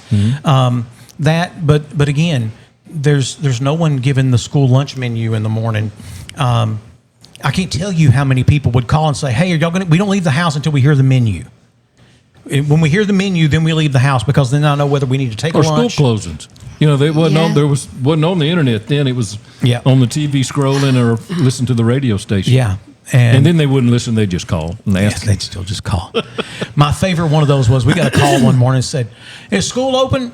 And I was like, "Well, it depends. Which school are you talking about?" "My son's." No, ma'am, it's not. It's closed today." "Okay, thank you." To this day, I have no idea where her son went to school. But no, it's closed.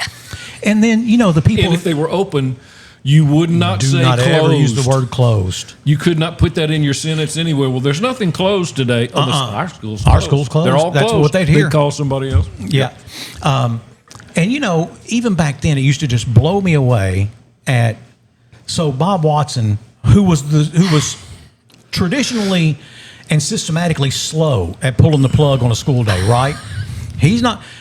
What was never going to happen, he wasn't going to call you at 11 o'clock the night before and say, "Not going to be in school tomorrow."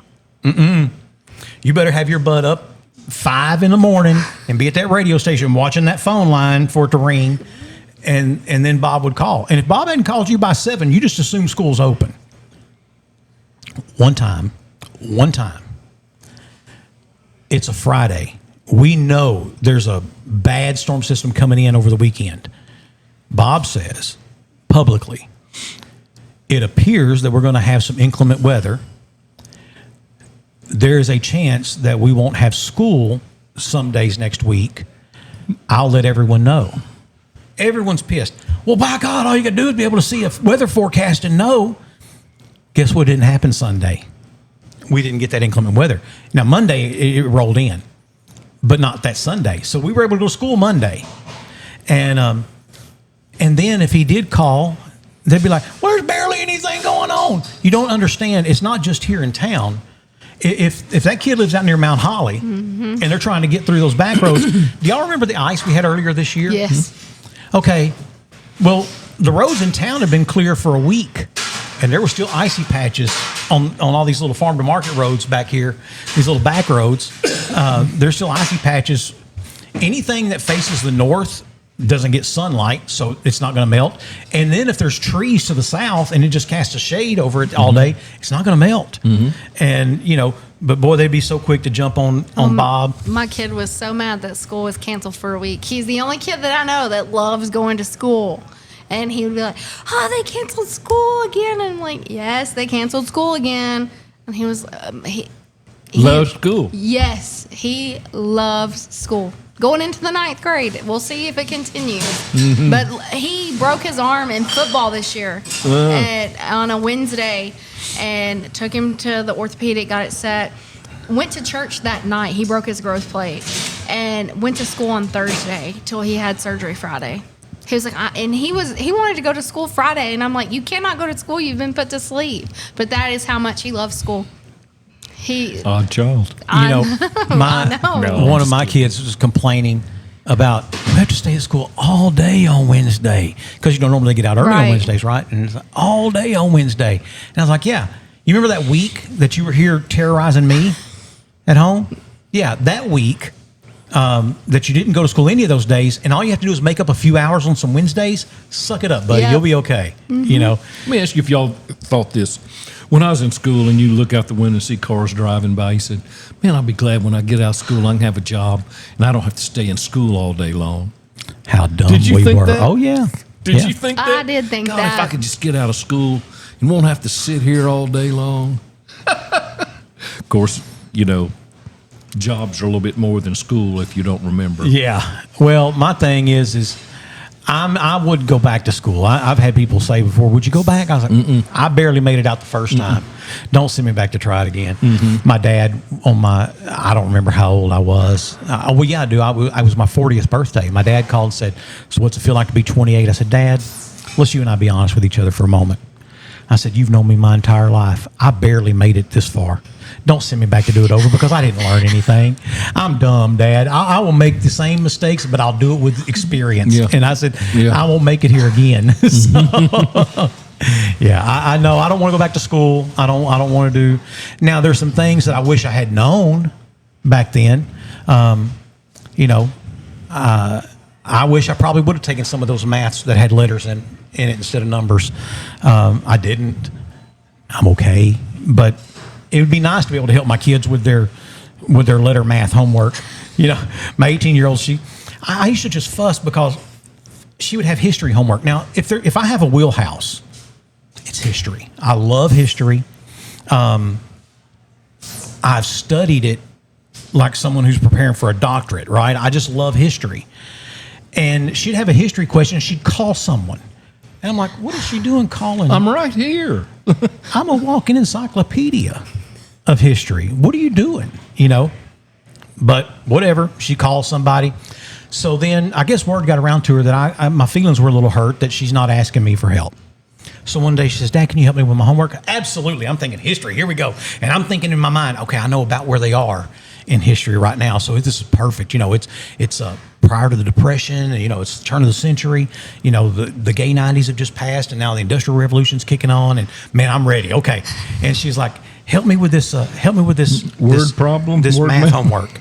And I look over there and I read it and I said, "Baby, that's not a math problem. There's not one number in that. There's just letters." And she's like, "Right." I said, "And emojis." She said, "Those aren't emojis, Dad." I'm like, "Looks like emojis to me." I said, "I don't remember any numbers looking like that." I said, "I don't do letter math problems, kid." I said, "You better call your sister or you call Cam or somebody because I don't do letter math." So I wish you'd have had it then. I wish I'd have had it then, yeah. But, I wish I would have focused more on enjoying school as opposed to getting out of school. Getting out of school. I took classes so that I didn't have to go to school all day so I could work, but I had to. I mean, there wasn't any choice there. I didn't go to my junior prom because I had the chance to work an extra shift. Now I went to my senior prom, but I didn't go to my junior prom because I had the chance to work an extra shift. I wish I hadn't done that, you know. I wish I'd have gone to more of the football games when I was in high school. I was out on Friday night. I just wasn't going to a football game. You know, we were drinking beer and jumping off water towers into the lake and stuff, you know. Once you make the Copenhagen Oath, you have to. I said that my cousin Tony, who watches our podcast a lot, I was like, he was like, did you ever jump off the tower out at Lake Pinkston? I'm like, nope. I said, I never crawled to the top of it. And he's like, why? I said, because when y'all got to the top, y'all would have to make the Copenhagen Oath. And you can't, you know, that's like a double dog dare. You can't back out of that. I mean, there's like, I think it's in the Bible. And they would jump off of it? And jump off of it into the lake. What? Oh, into a lake. Yeah. Okay. Yeah, it's just a water tower that comes up out of the lake. Okay. And but they would jump off of it. And, you know, it probably 25 foot. Ooh. And I mean, you know, you break legs doing that kind of I thought stuff. there was like that African tribe that build those big towers and jump off with a vine on their leg. Not doing that either. Not today. You're not going to do that either. That's like someone, you know, a friend of mine, his wife said, I'm trying to get him. She said, I'm trying to be gentle to get him to lose just a couple of pounds because he's just a few pounds over what they'll let you do to go to dive with a parachute. And he's always said he wanted to, but I got to get him to lose some weight without knowing why. I'm like, well, you're in control of the oven at your house, right? And she's like, yes, it sounds easy to me. And I said, fix what you fix and say, oh, I'm sorry, that's all we have. You know, and so I said, and once he gets to that weight, then you can tell him, okay, here's why I need you to get there. But she's like, did you ever want to jump? I said, out of a perfectly good airplane? No. I've never had the desire whatsoever to jump out of a perfectly good airplane. So we're in Acapulco in college, and we go out on the boat where they take you up and throw you up in a parasailing. Well, one girl, she's so little that it wouldn't come down. Oh, I mean, usually if they stop the boat, it'll just just float down. Yeah, the wind was holding her up, so they had to start pulling her down. I said, that's a problem to have. Yeah, I don't know if my lovely wife was part. I mean, she was there, but I don't remember if she was up with them. Yeah, they go on a girls' beach trip. You know, I've told you the level of debauchery that happens on that thing. Yeah, I'm afraid to know, but. And I can't remember if my wife was up there with them or she was in the boat, but they're videoing while they're up there, and while they're pulling them down, there's sharks everywhere. I mean, everywhere. Now, this girl, listen, my wife ain't scared of anything. She's a white woman, okay? She'll find a wild panther on the side of the road and be like, oh, hey, baby, come here, you know, and go over there and feed it and put it in the car and stuff. And I'm like, what are you doing? But yet, she is deathly afraid of spiders. But you're going to go up there above them sharks? Mm-hmm. I don't know if y'all know this or not, but a lot more people die from shark bites than spider bites every year. I don't know the numbers. I'm not a census taker, but I'm just saying, I doubt very seriously that people die from more spider bites than shark bites. And like my friend Pooh Nash said, she said, that's the shark's house. That's where they stay. She said, if meat comes in my house, I eat it. She said, if a pig show up in my house, I'm going to eat it. Yeah. She said, you show up in the shark's house, he's going to eat you. He's going to eat you. If he's hungry. Makes perfect sense. Most time they are. Yeah. All right, let's take a break. We'll come back and wrap this thing up. This is Off the Back Porch, and we'll be back right after this. When the long weeks, paychecks are cashed, where we gonna spend it, buddy? You ain't gotta ask. When the neon lights are kicking on, all of us are headed to a home away from home. It don't look like much, but we're pretty damn smart for some good old boys that can't pass the bar.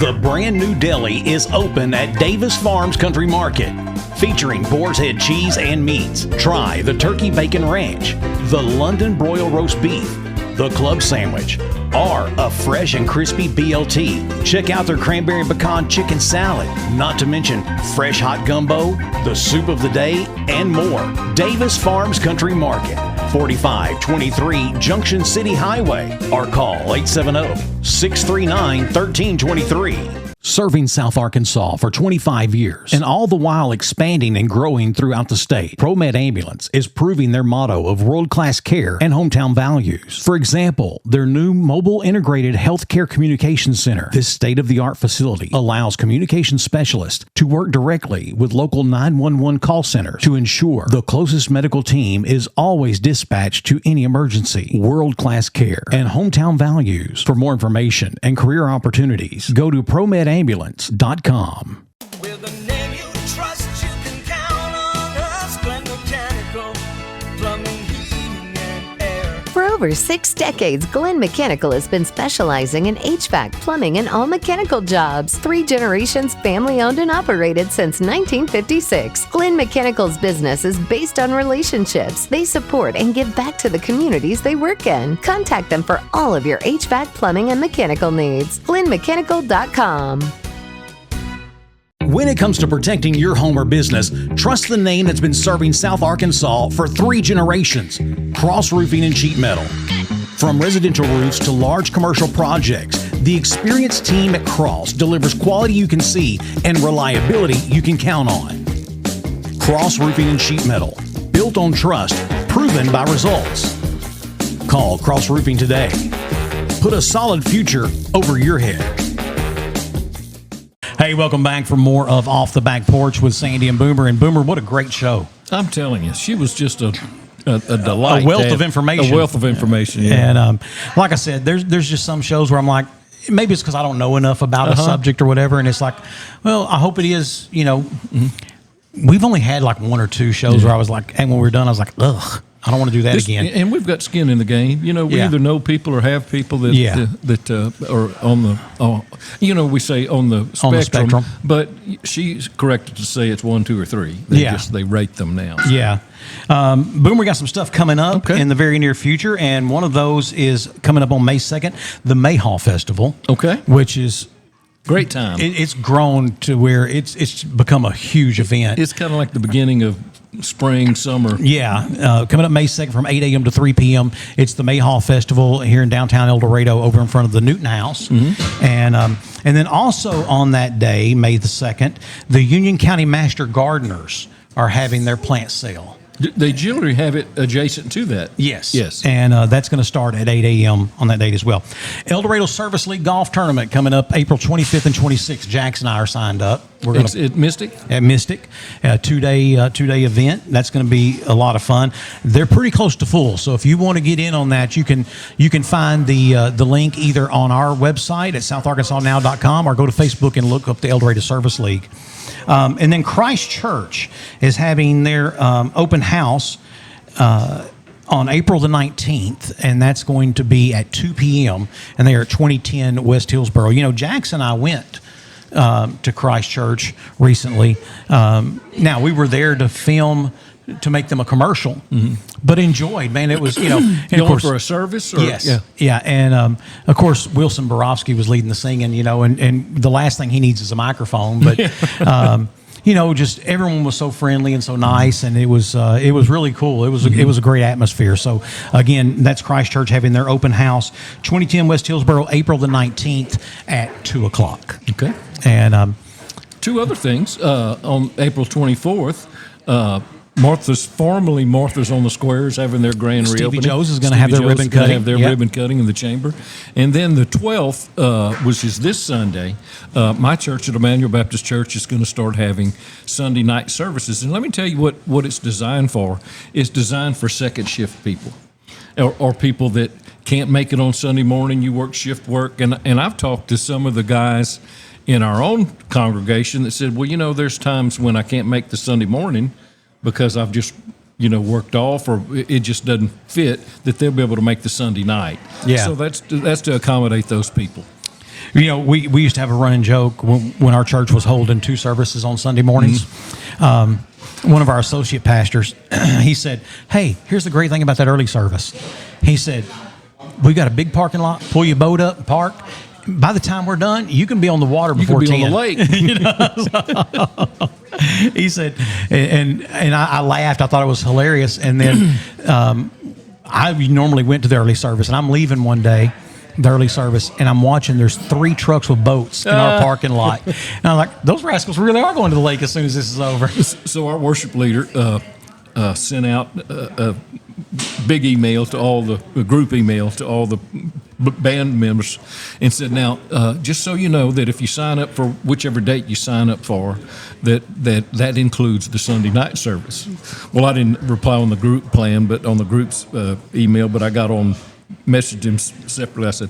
I said, you know, Mitch, I said, I figured out a long time ago that God really doesn't bless those Sunday night services. I said, he goes, well, brother, he said, you know, if you really don't want to come, you don't have to. I said, no, man, I'll be there. I'm just pulling your chain. So, you know, I had a pastor tell me one time. He said, we stopped having Sunday night services just so my congregation could stop lying about what why they couldn't be here on Sunday nights. He said, so I just stopped having Sunday night services. You know what? And I've always loved to go to church, and I've always disliked Sunday nights because when I was a child, our church services didn't start till like 7:30 or something. Yeah. And so you would miss Wide World of Disney and Bonanza. Well, let me Bonanza tell you, would be almost over when historically where Sunday night services came from. A lot of churches, they really what they had was a service on Sunday. They would stop, eat, rest for a little bit, and then have another service. And then they'd have dinner on the and ground. once transportation became available where people could go home between services, that's what they started doing. And that's what it was. That's where it was just a all one continuation thing. of one service. Yeah. And so it was just, you know, but yes, I mean, look, I get it. Is it, well, if we love the Lord, you know, if we love the Lord, we'd spend 6 days with Him and 1 day working, right? If you're really dedicated. But that's not how life has worked out. And so, you know, I'm just telling you, there are times where, especially when we played travel baseball, right? Yeah.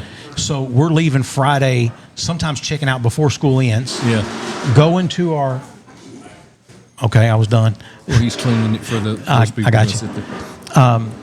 But checking out before school ends, driving 3-4 hours, playing a baseball game, maybe playing another one that night, playing all day Saturday. Staying at a hotel Friday and Saturday night. Yeah, and then maybe we're done Saturday, maybe we're not done till Sunday.